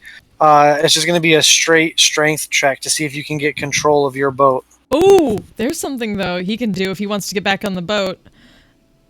If she lets go of him long enough, he can thunder step back up to the boat. He could also cast fly. Yeah, he on could also himself. cast Oh yeah, he has I think fly yeah. now too, doesn't he? Although, yeah, Thunderstep might be better actually. Yeah, because he can quick do it. Yeah. Fly, he Um, would still have to catch up with the boat. yeah, but his Going pretty fly fast. speed is 60 feet. How fast are we going? We don't know. You're not going that fast. Okay. I mean, you're going pretty fast, but you're not going 60 Yeah. feet. That's 10 feet a second. Okay. Yeah. So either fly or yeah. Thunderstep. Cool. But well, before he can do that, Dane needs to make Strength check. straight strength. Yeah, because right now that little. Oh, that's 20. So you Yes! run over, and the little tail rudder that is kind of like flapping back and forth, and the ship is like rocking back and forth even more than it is from the rapids. You're able to grab it out of midair as it's flying back and forth, steady it, and get yourself back pointed straight down, going straight. You're not able to see as far as Nox was, so things are coming up on you a little bit faster than they were on him. But yeah, Fike, is there something you want to do to try and help out the situation here? You looked like you were waiting to jump in. I was gonna do something, but then he took the rudder, so it's all right. No, I don't have anything right this very second. I do have. Yeah, I got something else once I Oh, okay. Go ahead, once Shane. the Go. whole Nox Whirlwind. once the whole Nox situation is because right now I need to concentrate on the levitate, right? Yeah, you would have to concentrate on that. Yeah, so like, once that is done, I can focus on something. All right, so he's going to cast fly.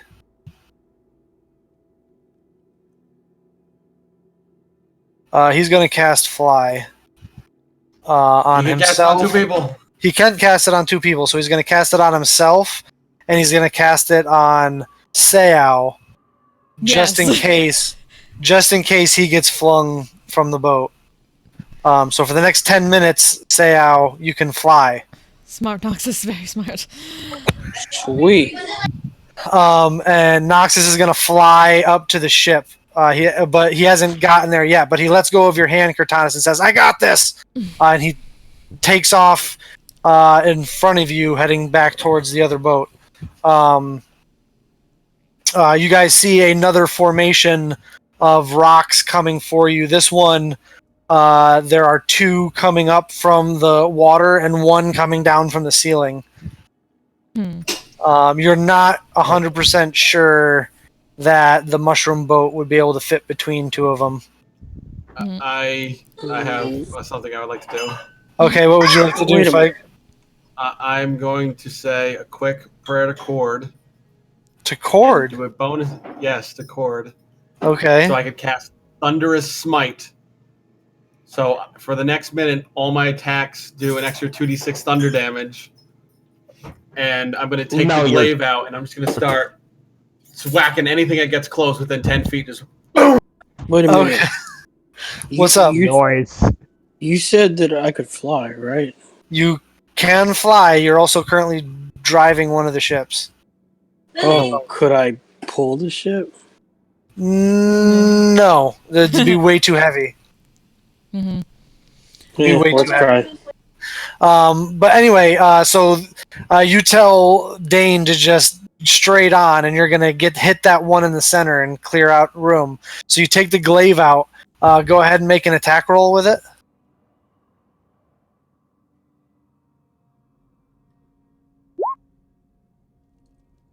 I'm going to give myself a lucky point to try that again. Okay. Yes! That's Ah! Feeling lucky there, eh, Spike? Yes. Lucky. Oh, Yes, yeah. good.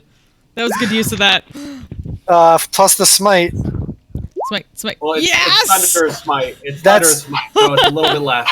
Yeah, but it's still doubled. The smite is still doubled as well. Oh, shit. Yeah. That's what happens on a crit. Nice. So 27 points of damage. Yeah, that fucking stalactite didn't even Yeah. see me Nice. coming. So you just echoes through the entire cavern. The shockwave from the hit of the thunderous force actually smashes apart the other 2 stalactites that are coming down from the ceiling. Haha, I got it. Thanks, chat. And the way is completely clear as you guys go coasting through. You don't even have to make a check, Dane, as he completely clears the way. Fuck yeah. I shout, "Thank you!" while I'm trying to just keep steady. At this point, Dane, you look straight up and you can see that Noxus is right above you, looking down at you. You want me to take over? Yes, please. So he flies back in and takes control of the ship as you move back towards the front. Yeah, and when I do that, I go up to Fike and say, "Hey, you want to be stuck to the ship so then you're not rocking around?" Yes, please. Okay. I take out one of my bolts that has some runes on it, and I cast Ensnaring Strike. So he's restrained to the boat. Okay. That's pretty Wow. amazing. And this is how Fike dies. So a bunch of vines just completely wrap you up almost like a mummy, and you can't move an inch, but you are securely fastened to the boat. I restrained. would be. Yeah, but I would be. I'm trying to use it in a creative way where I'm just trying to like restrain his legs. Okay, then just make a wisdom check. Okay. Since you're trying to use it in a way it's not really intended. 21, yeah. So it works. You were able to control the magic of the bolt as it releases, to where it almost makes like wraps around the wrist and then attaches to the ship. So it's almost like one of those anchors that that you strap around your ankle to attach it to like a surfboard. Yeah. Because you rolled pretty Amazing. good there. That's awesome. Amazing. Yeah, you rolled Right. pretty good there. He gets the first chance because of his dark vision to see. Oh wait, why am I rolling over there? Let's make a perception check for him. Nope. All right. He doesn't notice. At this point, you guys have been so concentrating on dodging all these rocks and stuff, you forgot about the warning of Grumpkins. I didn't forget. We did not forget about the warning.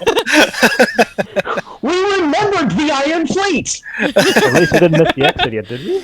Why are As they so grumpy? I specifically did Nature's Boon so I wouldn't forget that kind of shit and be able to see that shit. all right, everyone make perception checks. Oh. Okay.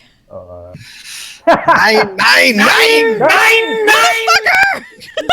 Reverse 9. 11.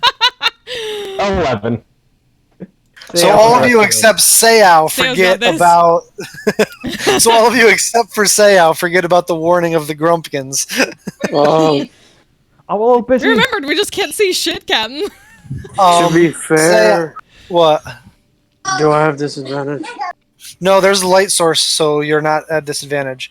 You're the only one, however, that sees these several little lights form under the white water as the water splashes, as these small forms, probably no more than like 2 or 3 feet in length, come flying up out of the water, arcing in the air directly towards you, maws agape with their little dangly light thing in front of them. Whoa.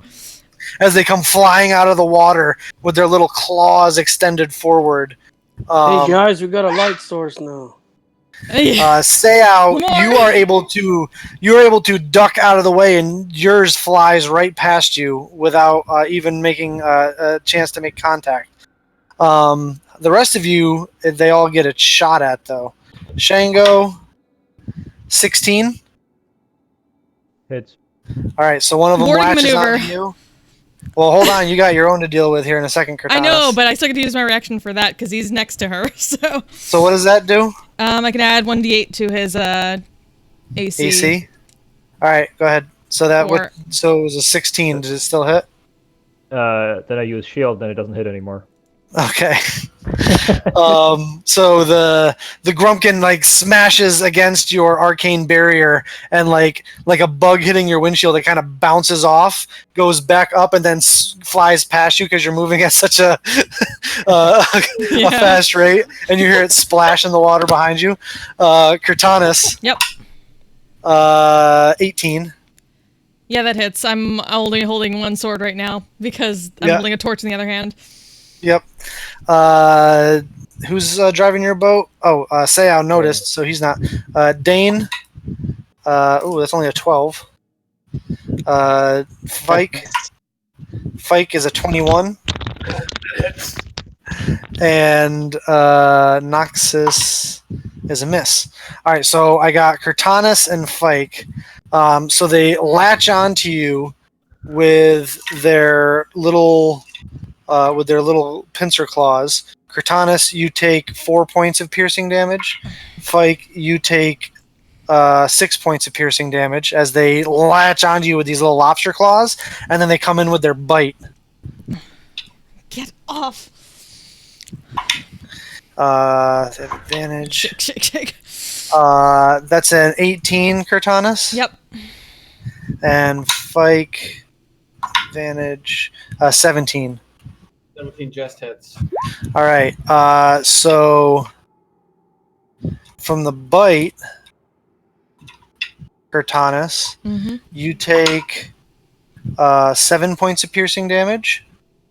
Fike, you take 8 points of piercing damage. And I need you both to make Constitution saving throws. 15, not good enough. Ooh. Each of you are, as these sink their teeth into you, they don't let go. They stay sunken in, but you guys go catatonic. You are stunned. You are under the stunned condition. Everyone who's not stunned can make another perception check. Is that a poison? It is a poison, yes. Oh. Or no, that's disease for Fike, huh? Yeah, It's disease. Yeah, I keep on mixing that up.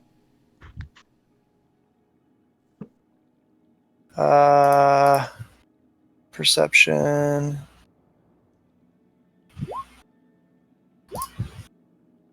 Oops. Dane, there you go. So Dane, you are the first one to see it. It's about 60 feet ahead. On the right, there's the exit. Just beyond it, about 10 feet past that, you recognize exactly what Rocco was talking about. There's a bunch of stalactites and stalagmites coming down from the ceiling and up out of the water. That looks like rows of sharp teeth. And in the center, there's one little gap that they almost kind of like funnel to. And there's that little exit on the right, and there's this little stalagmite that is sticking out that you could grab onto. All right. I point Noxus in the direction and then take out my hand axe and cut the thing that's on Fike. Okay. Make an attack roll. Because, I'd say with advantage because its teeth are still sunk into 26. 26 for 6 points of damage. So you take your hand axe and bury it. Shing! You like chop off one of its legs, and it's bleeding pretty profusely, but it doesn't let go. And wouldn't I get 2 attacks since I'm level 7? Yes, if you want to attack again. You have advantage still. Thank you. 22. Yeah, this time you just shink and bed it in its head, and it goes lax and falls off of him. Poof! With a clunk, it lands into the boat. It lands right in the boat. Fike, you are still stunned at the moment. In the other boat, does somebody want to do something? Do I notice either Cortanus being stunned or the thingy on her? Well, yeah, absolutely. It's like right, they're like There's- little monsters okay. that just leaped out of the Yeah. water. I'm pretty sure you're paying attention. She doesn't look like she's about to go overboard because she's stunned. does No, she's just like she? Okay. All right. Then nobody home. Like her body just then shut I'll- down. Then I'll throw, since I don't want to miss a magic missile first level at those, at that sucker. All right, I'm roll damage. assuming I can't do anything right. Yeah, you're driving the boat. 10 total. 10 total is exactly what you needed. You hammer it a few times, and it is able to. It falls right into the boat with a thud as it falls from Cortanus. However, she is still stunned. I'm going to need Noxus and Seau because they need to try and steer the boat over You guys need to try and steer the boat over. You said only they noticed the exit yet, right?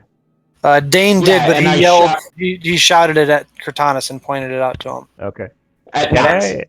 And say I was just following Knox. So I Yeah. try to help? If he pointed it out to us, can I try to help them by casting minor illusion, creating like 5-foot big arrows in the air, and be like, "Go this way."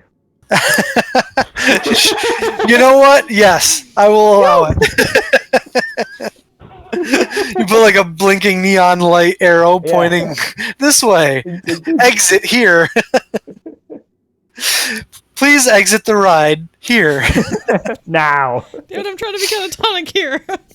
Within 500 feet, make a right turn. Did I need to do a strength save or something?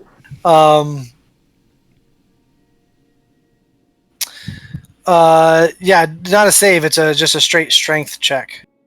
Okay. Yeah. Knox, without a problem, steers it right over there.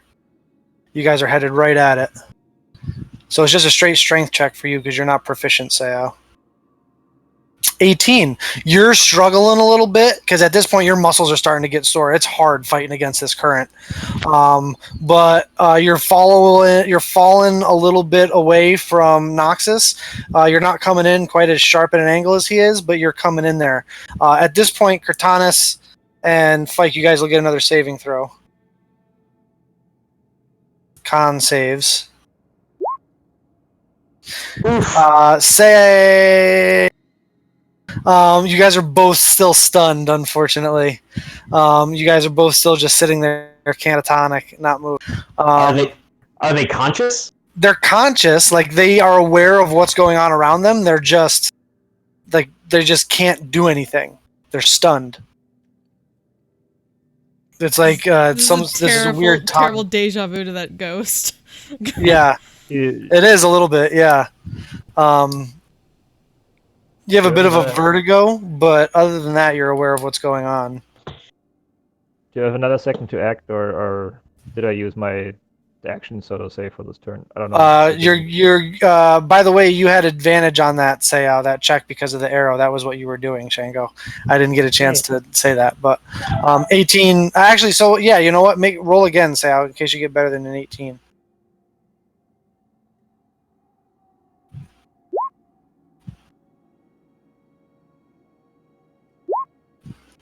All right, so 18. But yeah. But you guys start coming in towards the exit there. How are you guys going to get out of here? If I have a moment, I'm going to try to force feed the antitoxin that I have into Cortanus. Okay, you can do that. That'll you don't have to make a check for it. That's just that's what you're doing. Yeah. So there's no one on your boat currently that's getting ready to de-dock as you're coming up on it. So, but you will get Cortanus detoxified.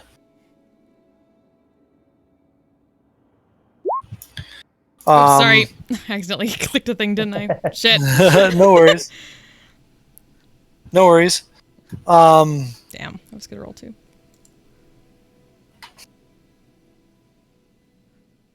Alrighty.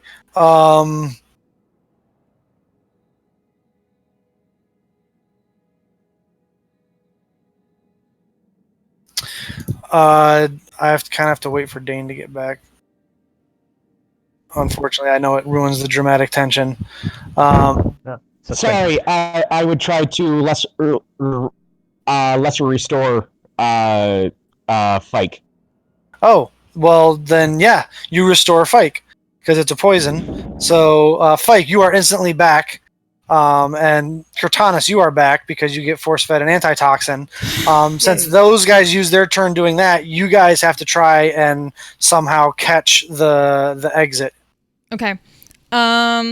So this exit has like a bunch of stalagmites out. There's a couple different stalagmites that are sticking out that you can probably grab onto to stop yourselves long enough to pull yourselves up out of the water here. Yeah.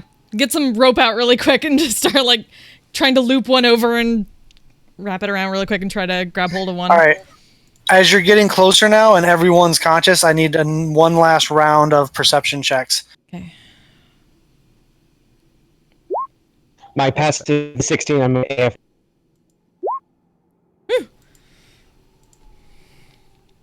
Thank you, Nature's Boon. All 9s, all 22s. We're good now. Quite the opposite of the last round. So, yeah, really? Right? You got the old 999. That's what matters. 99999. That was good. That was really good. Sorry.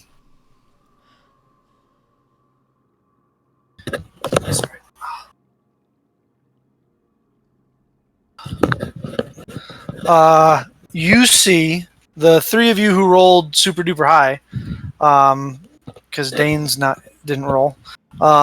You guys at the last minute, as you're coming up on the exit, you see a figure walking backwards slowly, towards the edge of the rapids.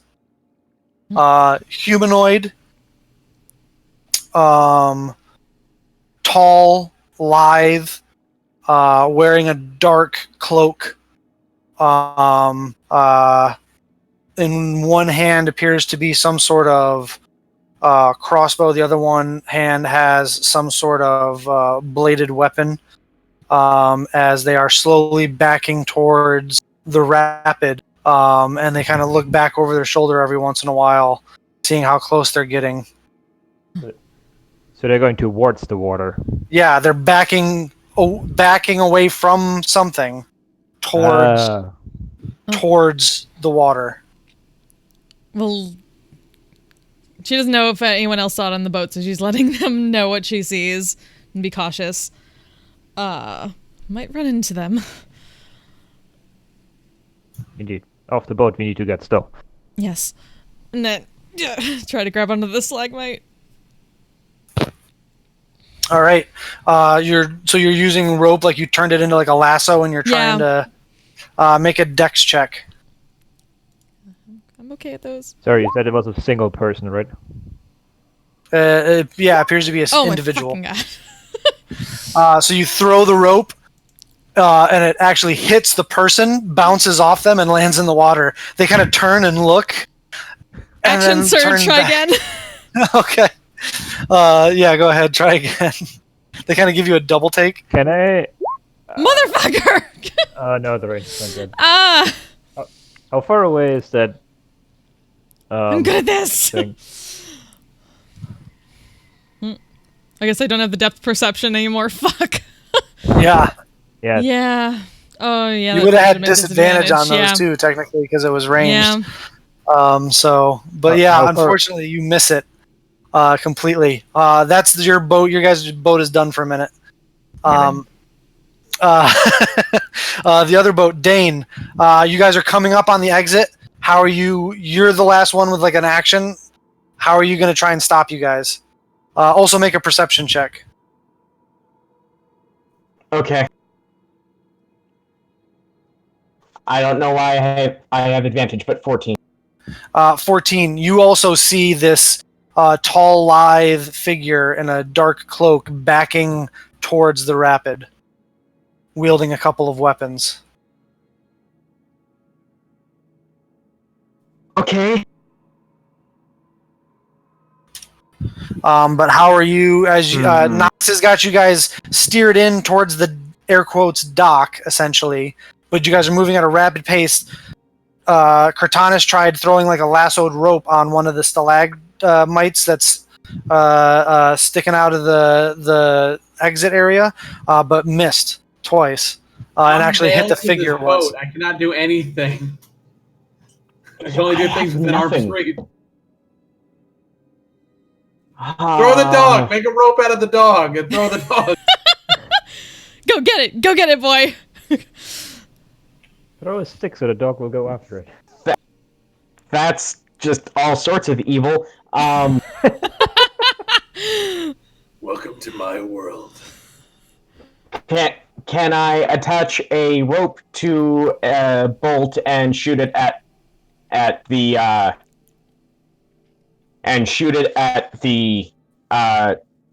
place? You can certainly try. Okay. 29? Yeah, totally. You fire it, it drills into one of the walls, and you grab the rope, and it goes tight, and you start pulling yourself in towards the dock there. As you're doing this, you're in the boat in the front. You turn over your shoulder. You see the other boat go right past you. Do we have a round of actions again, or? As you guys are passing the other boat, yes, you now have another round of actions. Okay. Seeing what Dane just did, I don't know if I'm gonna be able to do that. I'm gonna try to copy him. I remember, hey, I got a light crossbow for some weird reason. Could Anna still have the rope? Yeah, she's still holding the rope, her end of it anyway. Pass it So I'll off. try to copy what he did. Shoot me! I'll try to copy what Dane did and attach the rope to the crossbow and shoot. Actually, I think I'm gonna try to shoot the other boat because I feel like that's an easier target. Is that true? Probably not. Okay. Okay. Never mind then. I'll also try to shoot like the some stalagmite or wall or something. Can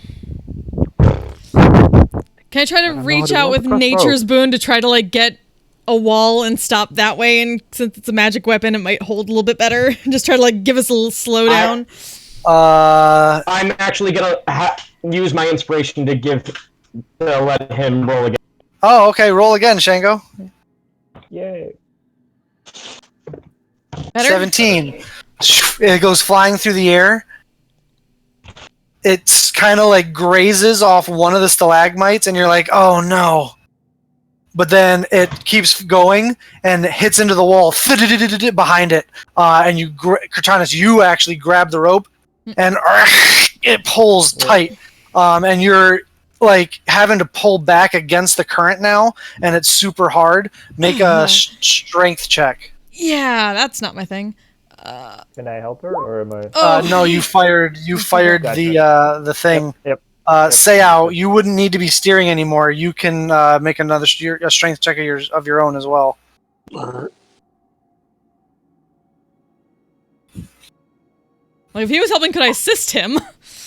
He's making his own check. Yeah. Yes, Sam. Yeah. So you just fist over fist, just start yanking your boat towards you. I was lost hold of it. Slow down there. Yeah, as you all look up now, as it appears everyone's safe, you're pulling your boats in. You look up and you finally see what it is that this figure was backing away from. There are 3 of these creatures, would be the best word you could use to describe them.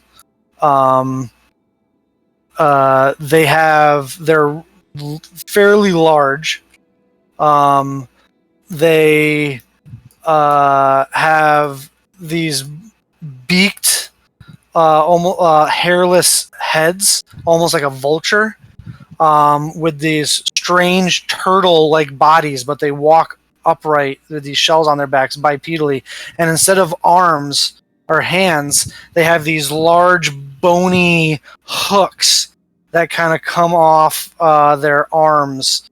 And they are slowly... it looks like they have this individual trapped, and they're slowly moving in on them. You do notice that there's one of them on the ground with some sort of liquid puddling around their body on the ground. So it appears that this individual may have been able to kill one off. But as you guys finally pull yourselves up to the side of the dock here, I need everyone to go ahead and roll initiative for me.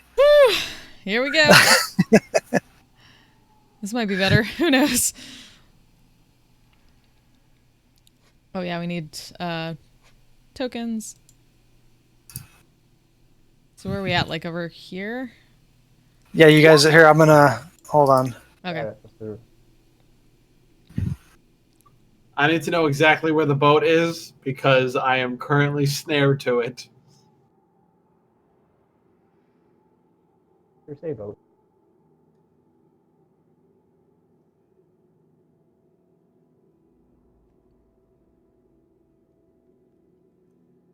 The second boat is down here because they went past.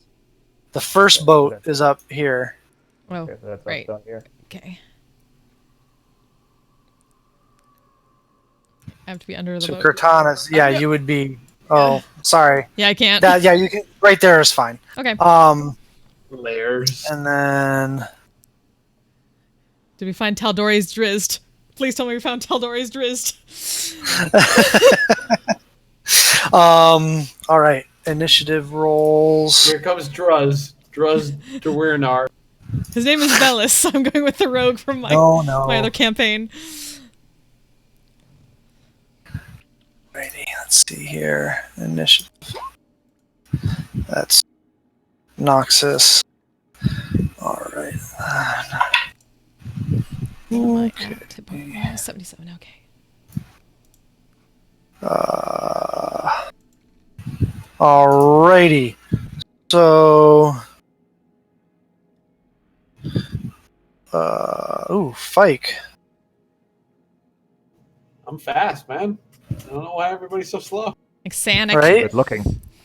You're good looking. Dashingly handsome, ginger, Oh, yeah. knife ear.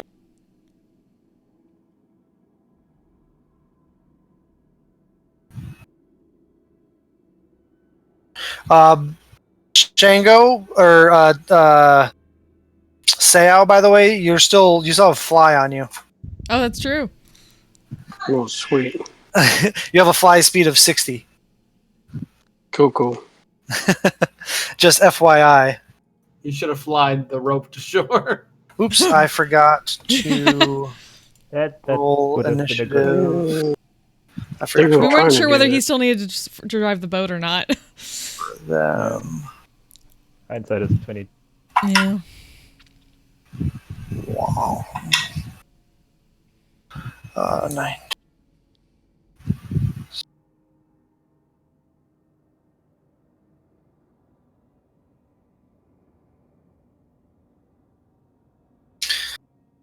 Alrighty. Then. Sorry, guys. Ruining the dramatic tension. Da-da-don! Yeah. Quick, You're get it adding back to again! Bum, bum, bum, bum, bum, bum, bum.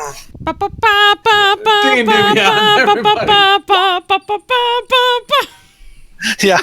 All right. So, Fike, you are the first to act. Has it been over a minute since I did that thing with the breaking the 3 stones with the Well, you hit, so it went off. It doesn't stay for a minute. Once you hit, it goes away. the thunderous smite is different than divine smite. It's not. I know. It's not a single. I know. You have to attack. cast But it, and yeah, on your weapon, and then once you hit with the weapon, it's not there anymore. The spell goes out. But okay, if you cool. were to like miss, it would stay on the weapon, so that the next time For a you minute, hit yeah. it, Okay. yeah, okay. All right.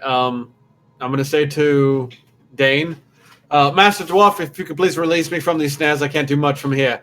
And I'm gonna cast break concentration. Bless on. We'll say that he freed you from it at this point, Fike. It's fine. Then I'm gonna bless Nox, myself, and Dane Okay. as my action, and I'm just gonna take off as fast as I can. Hashtag blessed. So Dane, you are blessed, Hashtag. and Nox is blessed.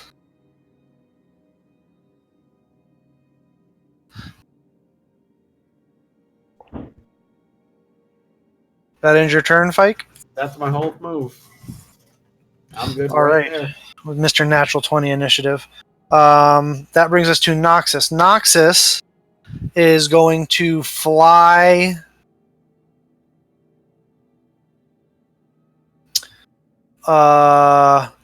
He's going to fly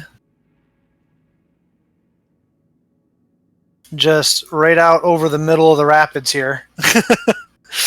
And throw a couple of Eldritch Blasts at this guy over here.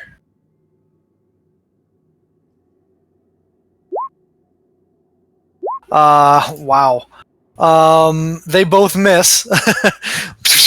They hit behind the stone over here, lighting up the area with like a reddish glow for a moment, but unfortunately have no effect. That will end his turn as he maintains concentration on the fly.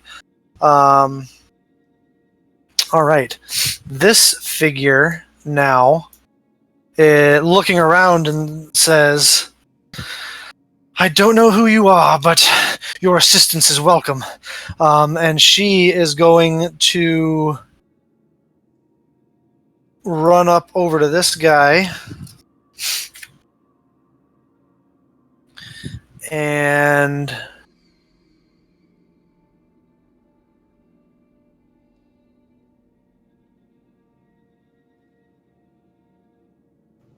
BT Dubs, I have such bad memories of this monster. Terrible. She's going to attack it with twice with her short sword. That's a hit. That's a hit. And then with her bonus action, because she is a crossbow expert, she's going to wheel around with her hand crossbow and fire that at it. That is also a hit. So from the short sword, it takes... From the first strike, it takes... Wow, what a shitty roll.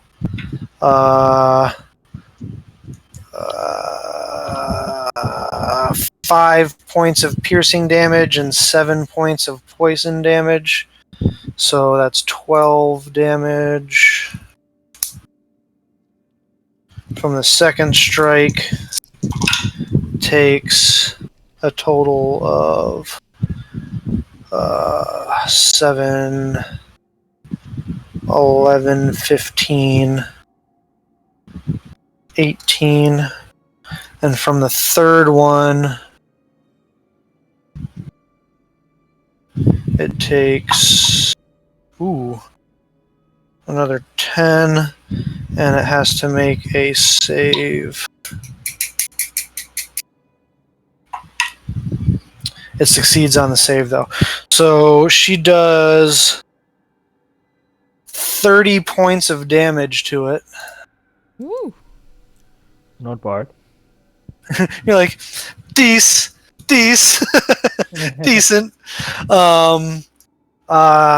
As she turns to you, Fike, and says, I hope you're handy in a fight. Make a quick perception Handy. check for me. That'd be Noxus right now. Handy, I get it. She's a jokester.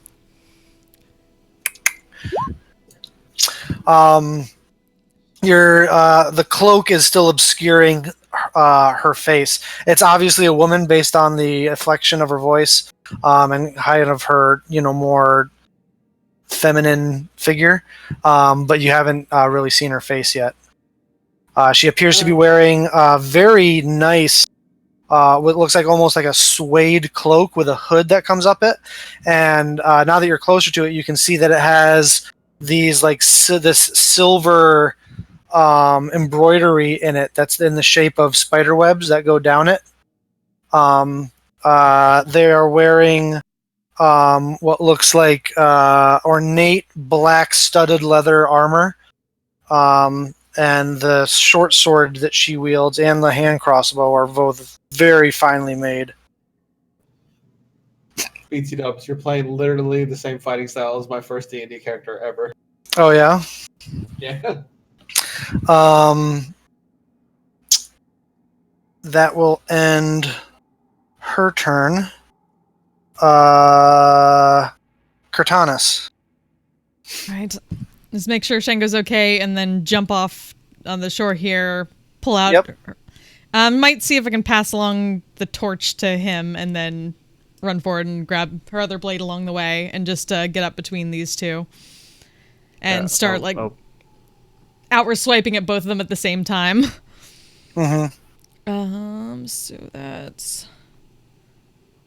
1. That's what? I'll obviously grab the torch if I'm being handed one. Yeah, we'll say it. You just kind of like set it on the ground. It's fine. First one over 25 here. hits. Second one over. Where's my so hand? 2 for this guy, 1 for this guy. Yeah. And Alright. the third time.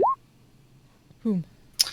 All right. So who gets what? The offhand is this one. So The top one. Yeah. So Nature's Boon is both on the bottom one, All right. and so they're he mocking takes the fuck out of both of them. Yeah. So he takes 11. Yeah. No, she does that. Yeah. She goes back for the second attack and just kind of like hits the two swords against each other real quick to make a noise and just kind of basically pull them to focus on her. Yep. Shing, shing, shing.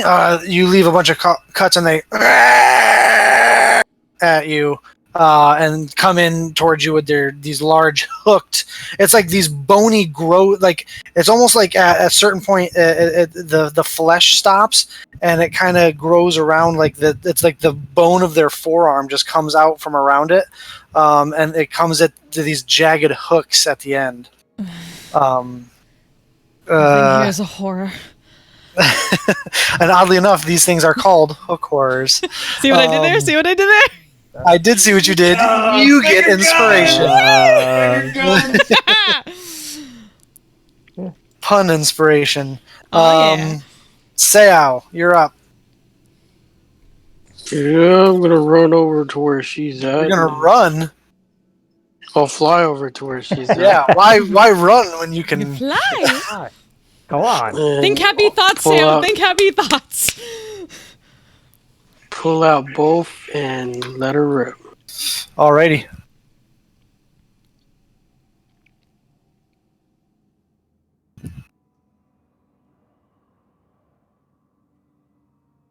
When you are ready. Hit. Woo! Hit. Roll damage. Nice.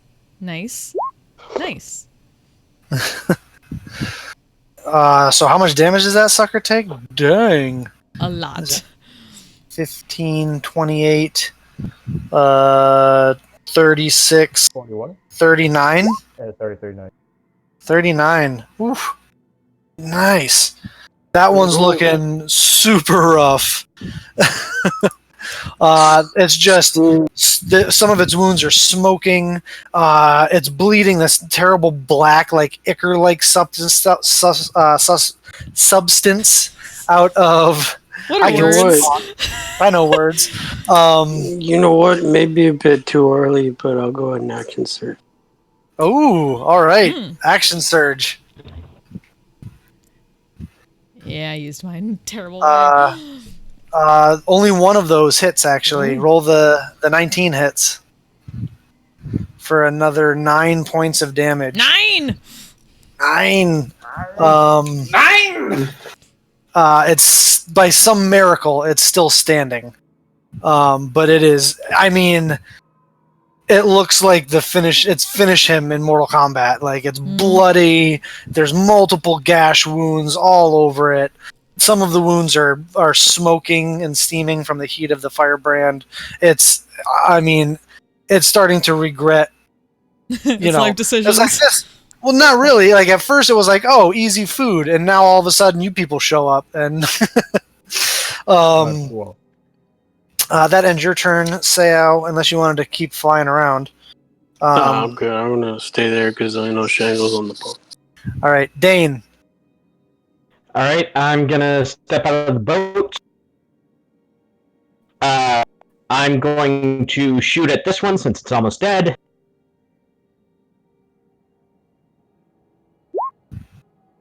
That definitively hits. Damn. Okay, So the bolt flies out and drills it right in the head, and it just kind of like does that shudder move and then slumps to the ground, no longer moving. And then going to reload, and then put my Slayer's Prey on that one. Alrighty. Put your Slayer's Prey on there. That ends your turn, Dane. Correct. Shango. These guys rolled bad on their initiative. Are the boats secured? They appear to be secured. Okay, cool. Just make sure they don't start flying away or Yep. floating away. Okay. Seeing the first one go down real quick, I'll rearrange my thoughts a little bit, and I'll start with pointing out and casting Shatter. I'm gonna use myself as a token real quick, I think, Sure. if you don't mind. Not at all. Just making sure real quick, 10 foot. Right? 10 foot. I got you. Yeah, Hold should be on. easy enough to hit both Is of them. Slayer's Prey considered a mark the same way Unwavering Mark is? What do you mean? It says the effect ends early if you are incapacitated or you die, or if someone else marks the creature. I don't know if it means another Unwavering Mark from another Cavalier. No, I think it would have to be the same ability, right? It's like it's like with the Sentinel ability. Okay. How if two people have it next to them, you can't like stack it. Okay, good. So if someone else were to make it their Slayer's Prey, it would negate his Slayer's Prey. Okay, so it's just Unwavering Mark. Okay, good. Yeah. Yep. That'd be rough. It's like being able to put Hunter's Mark and Hex on the same thing. Yeah, okay. Good to know.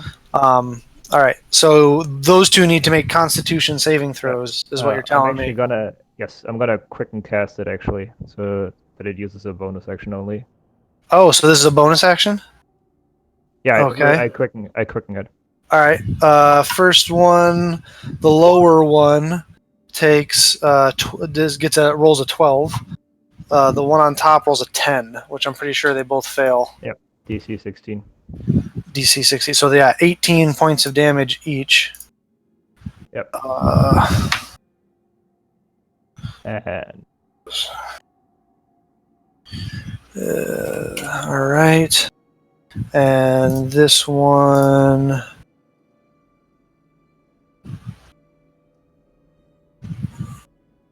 Alrighty. So another thunderous clap of thunder echoes through the caverns as both creatures are. And then, since it worked so well, I'm gonna do it again. As my action, I cast Shatter again. This time at 3rd level. Yeah! Spell Driver! Fail. Second one succeeds. This one succeeds on the second one. Okay. So 20 damage. 20 and 22. 22, sorry. Right, So it's 10, 11 11. for the... Yeah, so 22 and 11. So that puts him there. And you take 11... That's my boy Blue right there. Aww.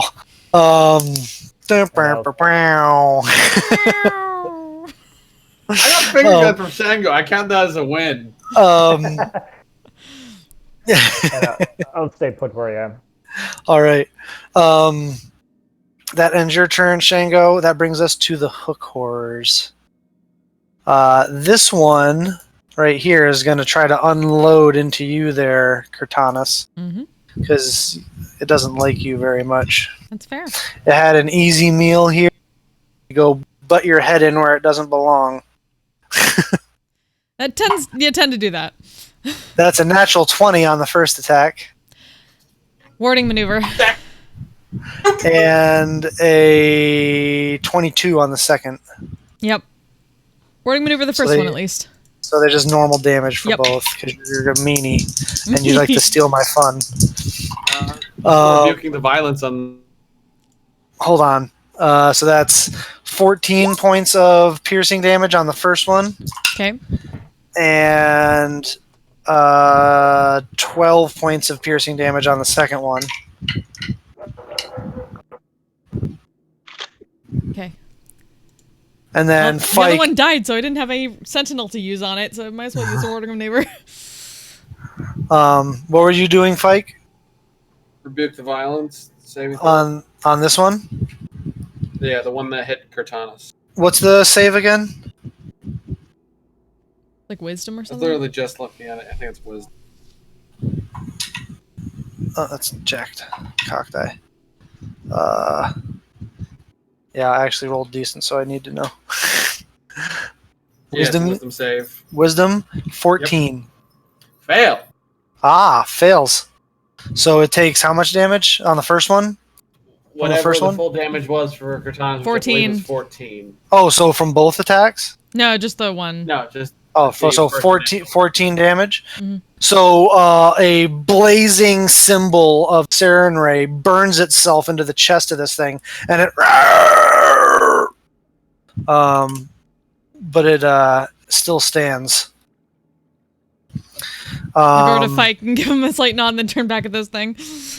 That other one, though, is going to throw a hook at you, Fike, and a hook at this mystery woman. Fike, the one against you is a 9. That's 9! 9! Miss! The one This against the mysterious mystery goth. woman is only a 12, and that misses her as she does like a Matrix duck out of the way. That ends the hook horror's turn, bringing us to Fike, top of the order. I'm going to say the ground here is a little bit slippery, right? Yeah, probably. It's a little wet. I'm gonna back up just 5 feet. Okay, so it makes attack of opportunity against you. That's fine.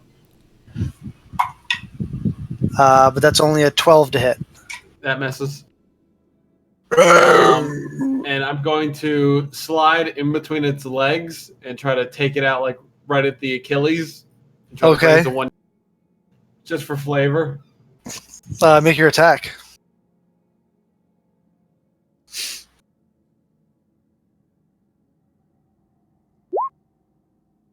Uh, 16 hits. Roll damage with sneak attack. Woo. Woo. So 14 points of damage. Yeah, 14.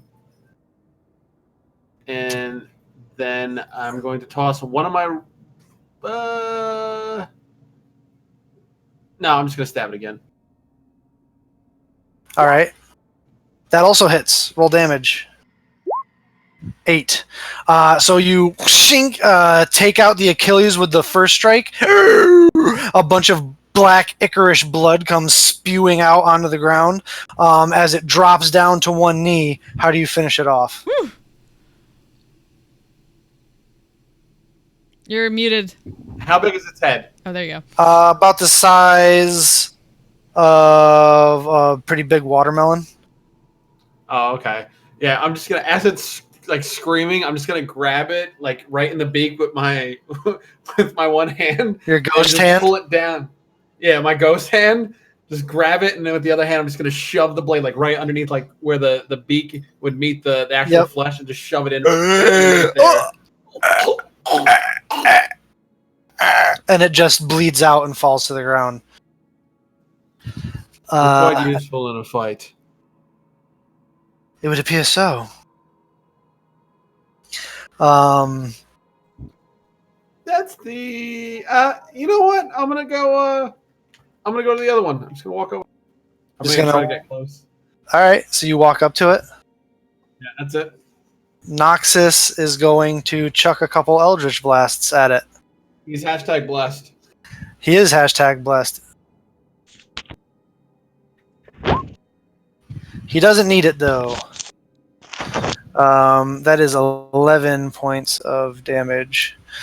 So, Fike, as you come walking up to it, it gets blasted in the face with 2 Eldritch Blasts. And as the flash of light clears, there's just a large hole in the center of the thing's forehead as it falls to the ground. I want to take the blunt end of the katana and make sure it pushes it backward to fall backwards. Yeah. Yeah, and it just like if it starts coming forwards, then you push it, and it just falls on its back like a turtle on its shell. Now, no longer moving. You guys are out of combat. Off the swords, and then puts them away, and then. You guys are out of combat. What the bloody hell are those? I want to make sure real quick that the boats don't get loose. So if I. Yes, we could probably fold up our boat. Yeah. Just remind Nox to do that, or. Mm-hmm. I'll walk over by Fike and look over at this mystery goth lady. As she kind of like retracts over to here a little bit. She cleans off her short sword. She kind of has her back to you a little bit. You hear her sheath it. And her putting away her hand crossbow. As she turns around. Does the mushroom boat go back small, or it's just a one-time Nope. thing? It's a one-time. It doesn't. Yeah, it just stays big now. Okay. Well, at least we hopefully grab our folding. So yeah, you fold up the boat, collect it. Nox puts it in his bag of holding. He flies over, lands. So what are we doing with the mushroom boat? Good question. I Pull think it we ashore? should just take it. Yeah, just take it ashore. Just not let them know that Hide it. All right. someone's gone down the river. He goes, I'll handle it, and he goes over to start pulling it up off the thing. As the woman turns around and says, "Well, I don't want to give off an air of ungratefulness, but I have to be honest. I am shocked to see upworlders down here." As she puts back her hood, what you see in front of you is a drow female with shock white hair, wearing very ornate studded leather armor. She has a black cloak, hooded cloak that flows down almost to her ankles, that has silver embroidery in it that gives the appearance of webs traveling down the cloak. She has a rather ornate short sword sheathed on her hip, and a very ornate, complicated-looking hand crossbow that she has tucked away. She's wearing what looks like some pretty fancy jewelry. All of her clothes and equipment and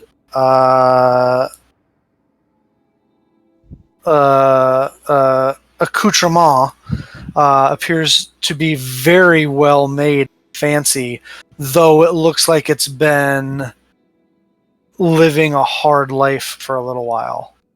Like everything's very nice, but it looks like it's seen a rough living for a while. Katas is immediately on edge at seeing a drow and steps kind of between her and Shango and just keeps hands on the hilts of the blades, just keeps a very close eye on her, especially since she has a crossbow on her. She just looks over at you and says, "Oh, down, kitty." With a slight bow. Greetings. I step up with. Go ahead. Greetings, my fair lady. Your hair is much enjoyable. You... she goes, and looks back over at you, Cortanas, and says, "I appreciate the help. And you can relax. I'm quite outnumbered. It would be silly for me to try to attack you. Eases slightly, but not by too terribly much, and just kind of like looks over. What are you doing down there? Fike's gonna start walking up. Here, actually, to give you a good idea of what she looks like. Underneath all of us, I can't see. Giant attack! There we go. She looks like a Pathfinder character. Yeah. Well, What are you doing down there? Pretty cool picture. Who art thou? I think a better question would be, who art thou? I am. By the way, that short sword of her, Cortanus, Mm-hmm. it's a katana. Huh. I walk up and then turn to the group and say, "I'm going to try the universal greeting. Bawi na weep na mini bong." She looks over at you and says,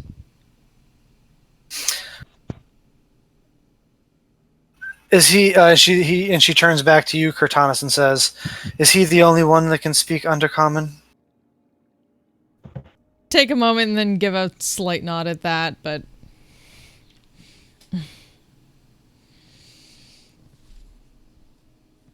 It's basically Undercommon that of hello, we are non-threatening. yeah, she didn't even know what he said, but since she said it was undercommon, just give a slight nod at that. Mm-hmm. She says, I don't usually have to deal with individuals like yourself. She looks at you, Dane, of the lesser sex. All right, remembering suddenly the notes that we got. However, circumstances can call for a need for adjustment. I appreciate Of course. the assistance that you provided with the hook horrors. However, I must insist on asking, you are quite out of place down here. What it is you are doing this far below the surface. Oh, I'm gonna- I take out. I go through my bag and then pull out a contract. That's written in runes. Of I'm a member of the Slayer's Take. I'm here to hunt a particular monster. Is that supposed to mean something to me? We're a monster hunting guild up in the upper place. These people are just with me. I understand that it's a little faux pas, but we're just trying to get to a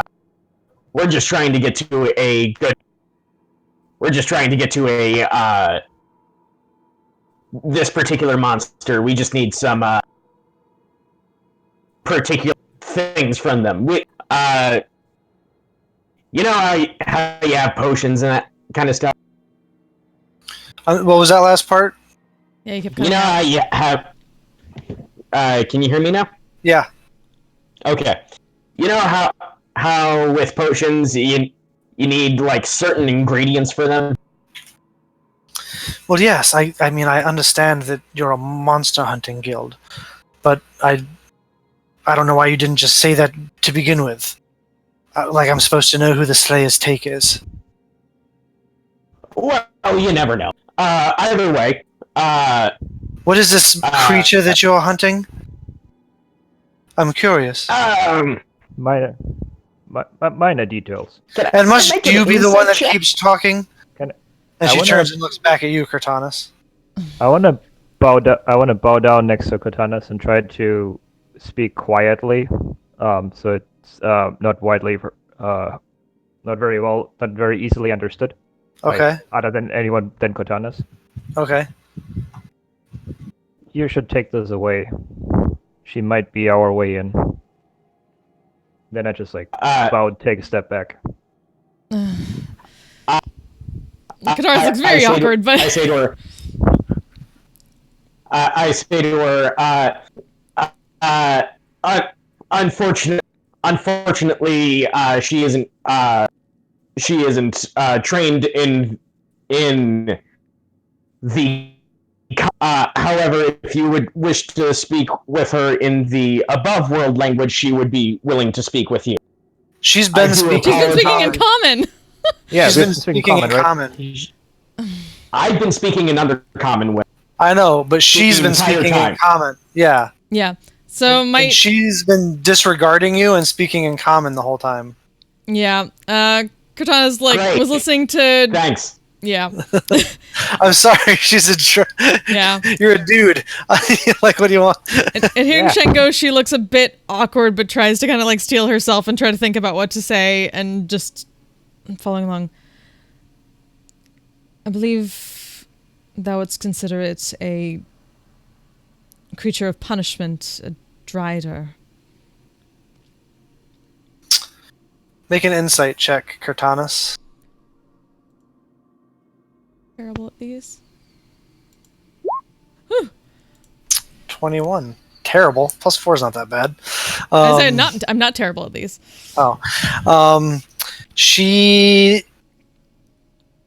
There's a reaction on her face when you mention Drider, but that's all you're able to get. She says, "Foul creatures they are. Rather old-fashioned you are with your speech patterns." I am an old-fashioned woman. This is your retinue? Just like little. I nod in the background. She's very. Just seeing him do that, she'll just like keep quiet at that and just let that speak for it because she's not gonna say it. She can't say it.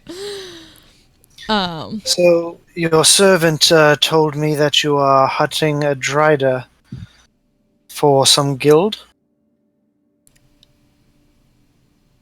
That one is, yes, but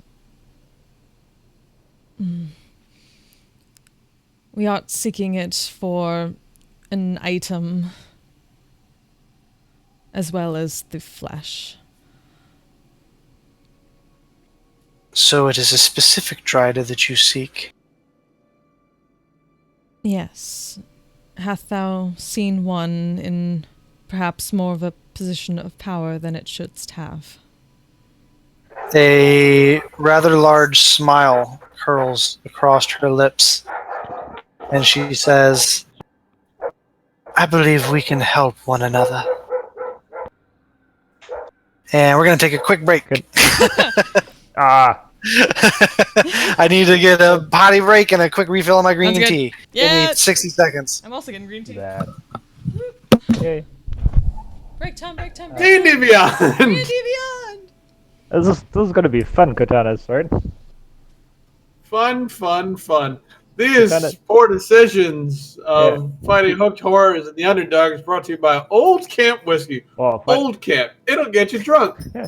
Fighting the hookers was fine, but now Cortanas gets to be the face of the group. In place of a break sign, which I don't actually have yet.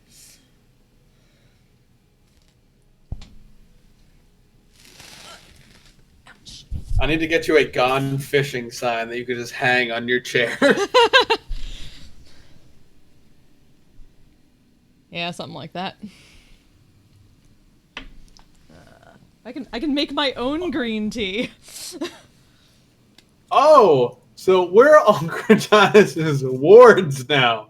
How the tables have turned. Yeah, this is gonna be the most awkward thing she has probably ever done. Alright, sorry about that.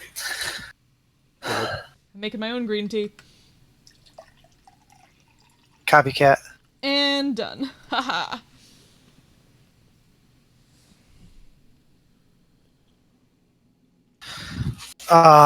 So She says, I believe we can help one another. Come. Do you get Perhaps. a sense if she's sincere? Yeah, I'm gonna insight that. Make an insight check.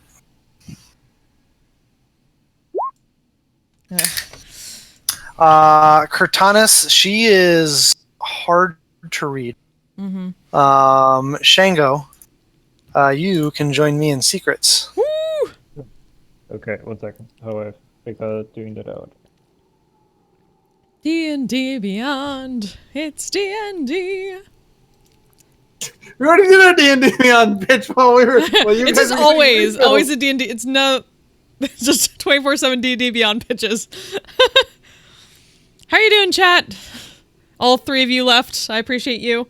I appreciate every one of you a lot.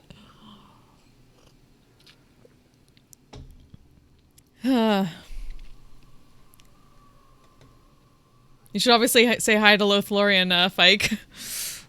Oh, Lothorian, it's a pleasure to see you back in the chat. Are you actively lurking there? Got a woohoo, so yeah. Woohoo! I forgot to say, okay, we can go back. I just left him. My bad. Just dipped on his ass. He'll Yeah. find his way back. Actively lurking. Just ghosted him. Who knows what actively lurking is? However, Actually, I that's- don't think. But anyway, she goes, however, I don't believe it's best that we stay out here. Perhaps it is best that we retire to a place of a bit more safety. And perhaps where there might be less prying ears. I peek over at Shango real quick and then to get his feet on this, but I try to look as approving as possible, like a trying to make it non-obvious that I approve, so it's like to give the impression that Cortanis is in charge, but at the same time trying to this like, is the weirdest fucking thing in her fucking life at this point. Yeah. Right? The weirdest, like, Cyrano de Bergerac ever. yeah, like trying to give the impression that she's in charge, Uh-huh. but still reassuring her. As you wish. Very well. Follow me. Those, and if you can, try to walk softly. There are many dangerous denizens in these tunnels. As you That I'm wish. more familiar with. And she looks like she goes to follow her, but as she's walking past the others, just like gives them one of those like just the one eye slightly bigger and just lips pursed. Like Yeah, she starts to walk up this way, Cortanis, and kind of motions for you to join her at the front while the rest of the dudes stay behind and follow. I don't get up from kneeling until Cortanis passes me. this is the worst. You all are the worst. Welcome to your spotlight. I got a question to the DM. Yes. Casting message, I have to actually talk out loud, correct? Yeah, you can whisper, but yeah. I can whisper, and then the person that I cast it to, they hear it in their thoughts. No, Yeah. they hear it in their ear like a whisper. But they're the only Hear it one who in can their hear it, I'm ear. pretty sure, by the Yeah. the spell. Yeah. Okay. They're the only one that can hear it, but it's an audible thing. So, like, if they were inside a silent spell, or Yeah, if they were like next to that rushing river, they might not be able to hear it really well. But only the person that I send it to hears it. Yes. But you're a sorcerer, and you have that meta magic, obviously. Yeah, because I've totally. Been It's a selected. very good meta magic to have. As you begin I only walking, get 2. as you begin walking, she turns to you, Cortanis, and says, "So, what is it? What is your name?" I go by Cortanas. You're named after a weapon. Yes. 'Tis my namesake of sorts, and gestures to the 2 at her side, and technically 3 at her side now. Your parents must have a sense of humor. I doth not remember them, but Ah. Their loss, I'm sure. What might I call thee? Cenemo. Nemo. Cenemo. Cenemo. Okay, write that down in the chat so everyone sees. Well met, Sinimo. Indeed. I was sincere before. Thank you for the help. I'm not sure I would have been able to survive that encounter without your intercession. A slight nod at that. 'Twas mutually beneficial in this case. We couldst not go backward. Perhaps. So, this Dryda you seek. She has been a particular thorn in my side. Is that so? Indeed. I have a question that I need you to answer before I can continue. How intent are you on finding and slaying this creature? Do we hear that conversation, or is it too far She's away? not trying to hide it. Okay. She's not speaking loud enough so that she can include you, but if you're close enough to listen, like she's again kind of disregarding all of you except for Cortanis. Yeah. Okay, so she's not really paying attention to us either, right? Yeah, she sees you as less than.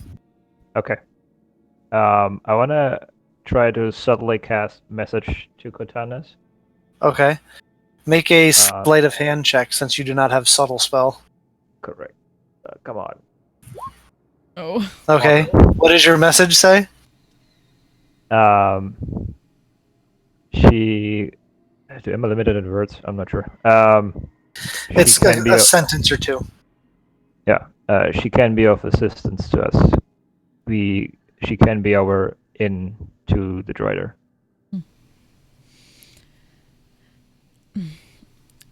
It is our sole mission here. Once it is complete, we leave. I understand that it is the only reason you are here. My question was about how intent you are on making sure that the job is done. What odds would you be willing to face?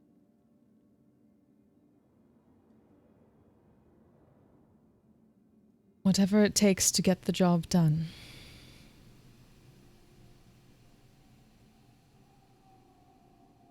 That is good to hear.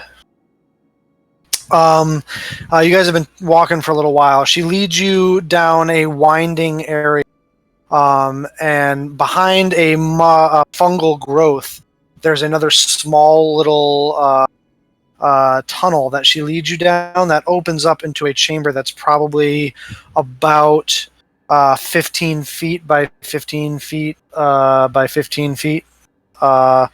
It's a natural little cavern, so it's kind of misshapen, but there's like a small, what looks like a small little area for cooking, like a small little fire.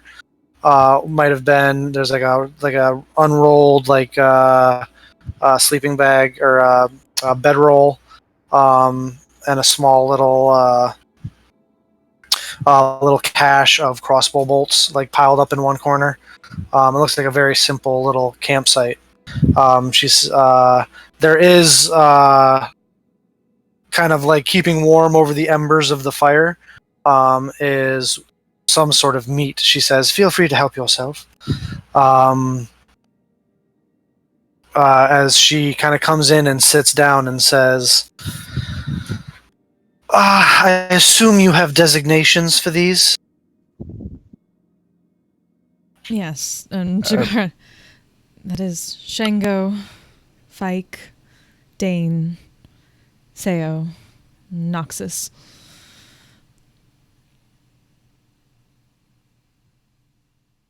Well, I will stay outside of that little campsite. okay. As will I. Unless they invite us in. All right. Well, she's brought all of you into the little area. Okay. she says, I understand your ways are not quite like mine, and you give these things more credence than we do. So, in an attempt to show good faith towards what could be this future partnership, I will allow them to I will allow them to speak in my presence as if they are my equal. That is most appreciated. Thank thee. You are quite welcome.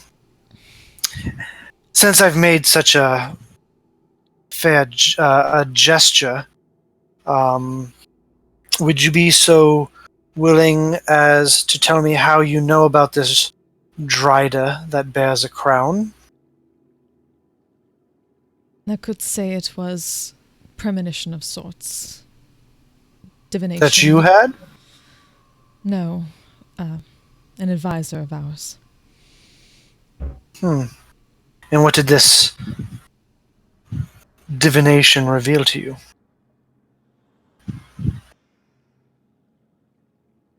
That we needed to find some new queen and deal with her and her crown. New queen, try usurper. 'Tis what I've My assumed. name is Empress Sinimo Silume, the rightful heir to the throne of Lemnili.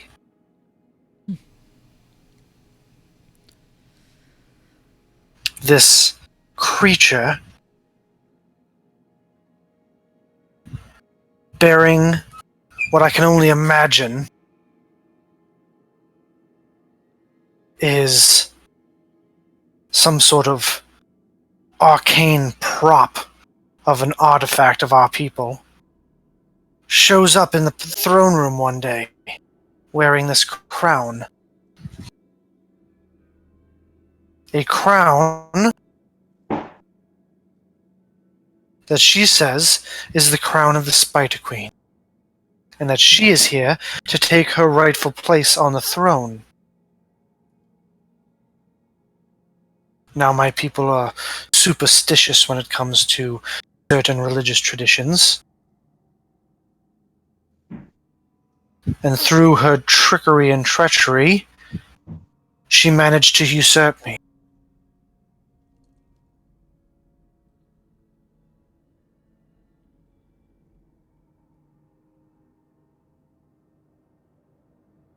I have no appreciation for those who would attempt coups on leadership, so I can somewhat understand thy feelings, Empress. Your mission down here is to find and slay this wretched creature? It is. If you will assist me in doing just that, I can guarantee you safe passage back to the surface once I am reinstalled to my rightful place. That seems like also a mutually beneficial arrangement. I accept. So quickly. I have very little...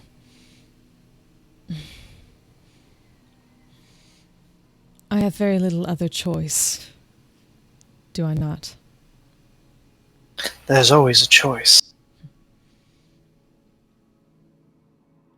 We are a bit too different being down here to get close enough, but with thy help, perhaps we can.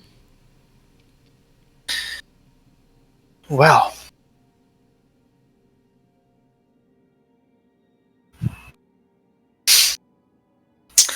the Dryda you speak of has a name. She is Iruha of House Porla. She, generations ago,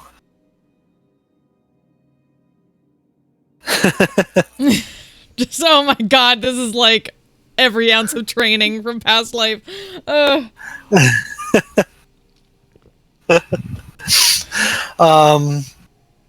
She, growing too confident in her beauty, she came from a noble house. Growing too confident in her beauty and too vain, she was punished by the Spider Queen and was taken on the visage of a Dryda and driven out, an outcast, rightfully so, by me. A few decades later, she returns, wearing the supposed crown of the Spider Queen. Says that she is here to fulfill the prophecy as the champion of the Spider Queen to gain revenge upon the Stormlord. That she will lead our people in glorious conquest to the surface.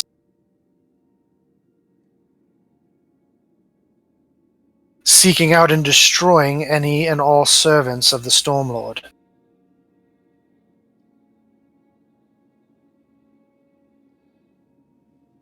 She looks to create a second Drow Empire. And thou doth not. My people do best away from the sunlight.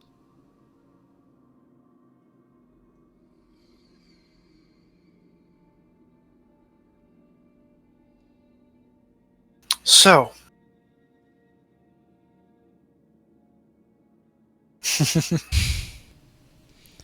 Yeah, I was trying really hard not to do anything at the cord mentioned, but yeah. I'm gonna have her.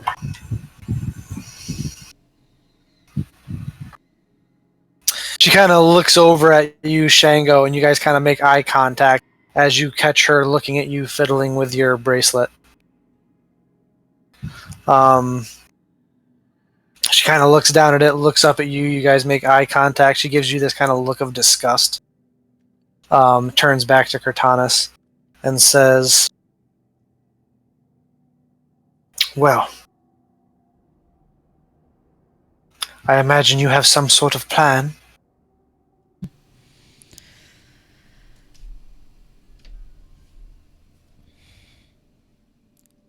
somewhat. We admit that this is all very new to us.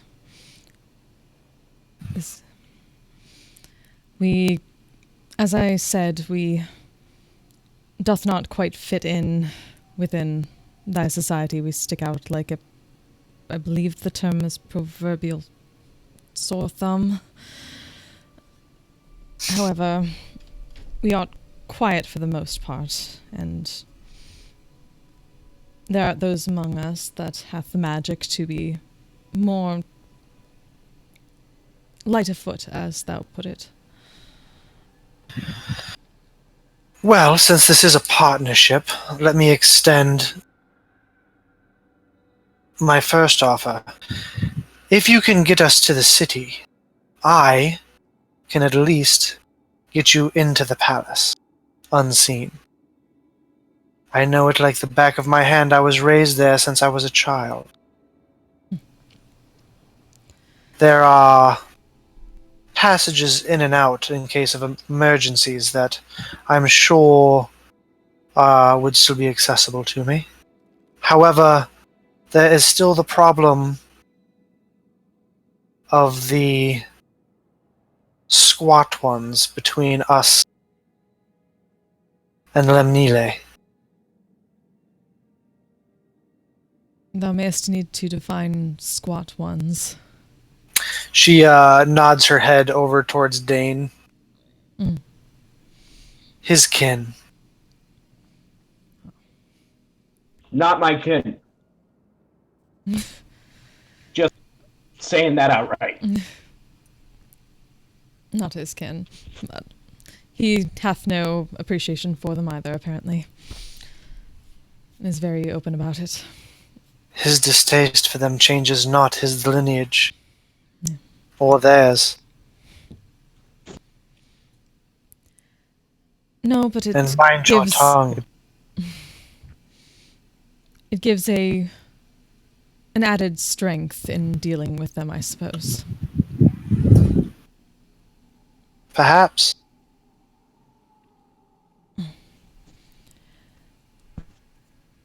Doth thou know Okay. the area? I suppose thou knowest the area better than we do. Perhaps their forces and how to deal with such kin. Certainly. The Duragar fight pit, or as they affectionately refer to it, the pit, is built around a geothermal fissure. It is carved out of rock and sits on top of this geothermal fissure, which expels and belches forth a green acidic substance that flows through the arena. There's a back entrance, or at least there used to be, that we could use to get in. Because unfortunately the only passage to Lemnile, we have to cut through the tunnel that goes through the pit, and the pit takes up the entire breadth of the tunnel. So in order to get through, we have to get through the arena. Whether that's sneaking through or fighting our way through is yet to be decided based on your skill set, but the first problem is that the bridge that gave access over the geothermal fissure is no longer there.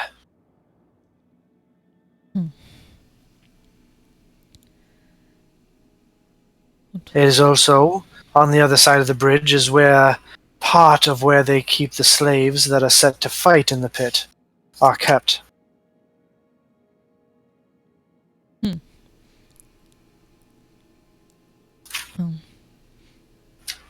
At least the latter, that could be a diversion of sorts.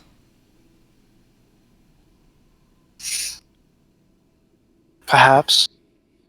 However, this filth that sits upon my throne has made an alliance with the Duragar to be part of her conquest after a display of her power, from what information I've been able to gather.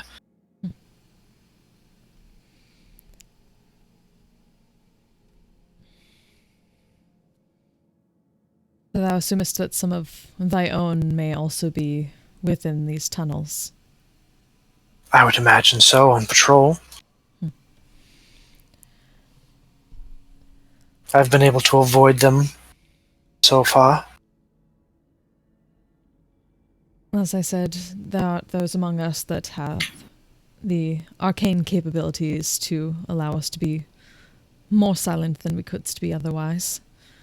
'Tis a start. The bridge may be more difficult. So they do have skill sets. They're not just your servants.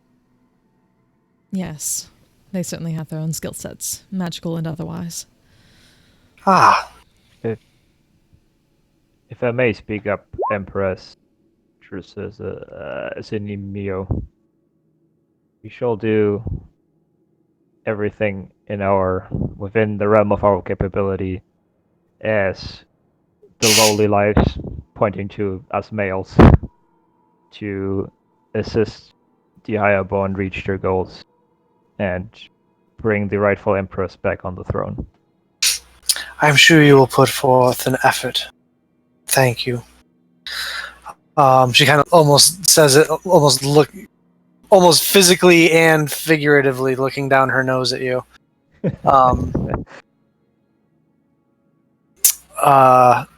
She says, "You all look fairly tired. Perhaps we should rest here before we venture forth. Perhaps we can scout out the pit tomorrow. I can take you all to the back entrance I spoke of. There's a place where we can get a good view without being seen, perhaps, if you can move as stealthily as you said." 'Tis as good a place to start as any, I suppose. I think this is going to be a very mutually beneficial arrangement.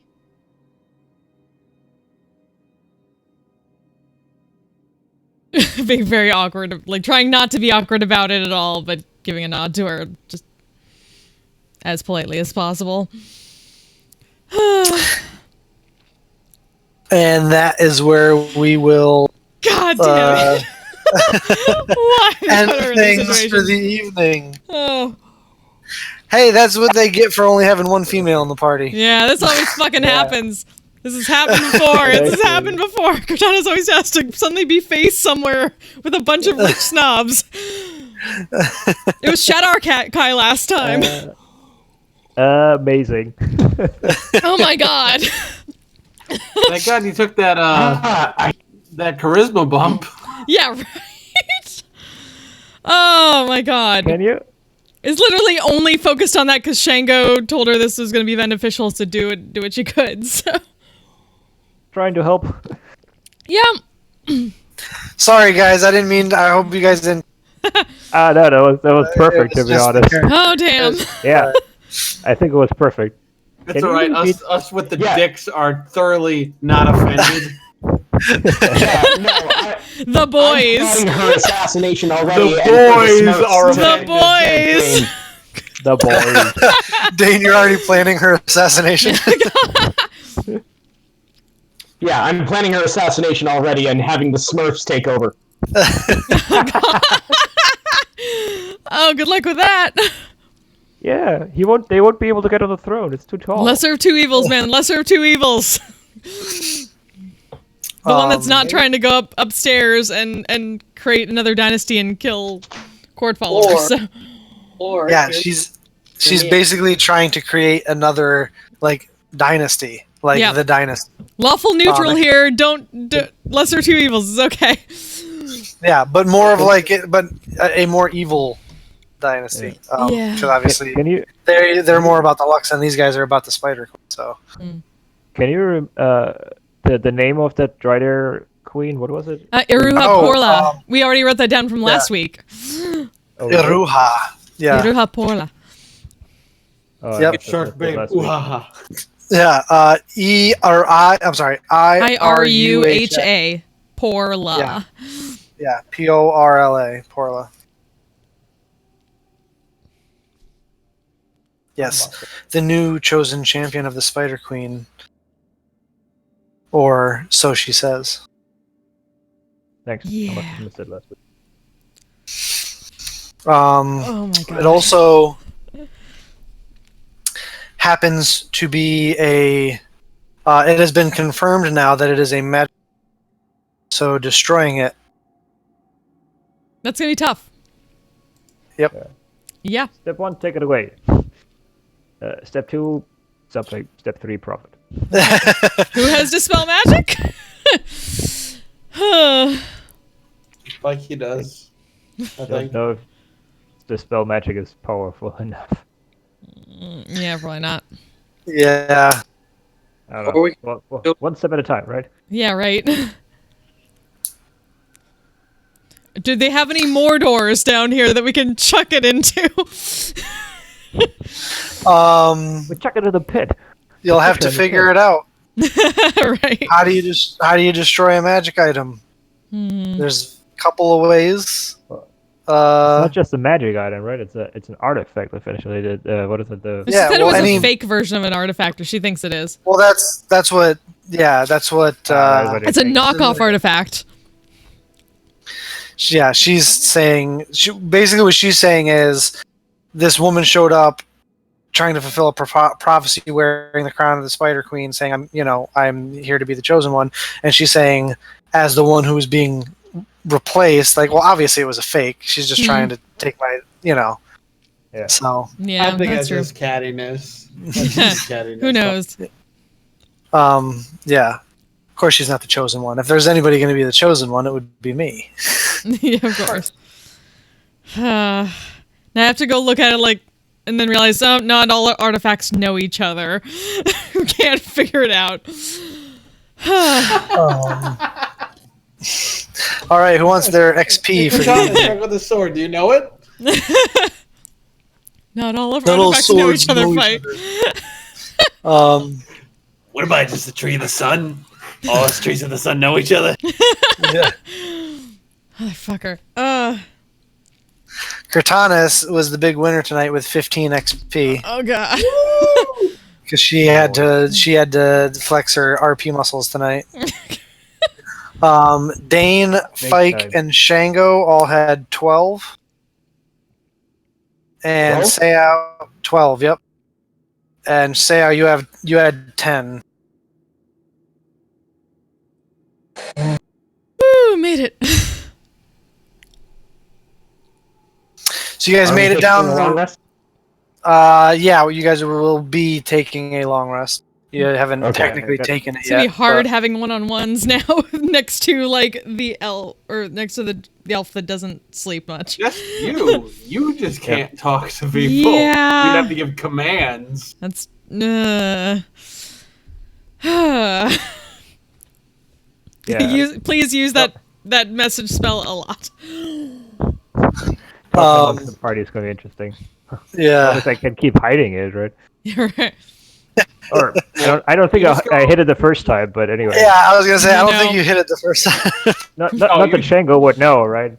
Mhm. Yeah. But you would know. You're like, tell her, blah, blah, blah. Yeah. I just been like, Hey, at least if it's in Celestial, not that she could tell anyway. You don't know. yeah.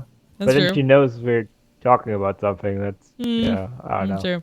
I mean, she's not saying Well, she's anything. more than likely a ranger, so if she has a favored enemy of Celestial, then she would That's know. true. That's true. You don't know what she is. Her favorite. She is a fighter. Guarantees. Oh, guaranteed she's a ranger. I'm just gonna say that, like, okay, Shango is the advisor, so that's why. I like this that. is so fucking ridiculous. The tables Ah, This is perfect. Motherfucker. I love the role switch between Shango and Cortanis. This is so awkward. Freaky Friday. Oh, this is Freaky so fucking Wednesday. awkward. I was like, on a hashtag not my kin. So next session we instate Cortanius as the Drider Queen. Motherfucker! No. You would be the Empress, Cortanis. No. The city of Drows. Yes, we're gonna put you in charge of the Dark Elf City. You know, this is one well. queen. double. It's This gonna is be like fighting. triple awkward because, like, she's one of those, like, she's from a long time ago, or back when they were probably old timey racist against Drow. Like, it's hard of being like normal racist now. Back then, there were boogeymen. Yeah.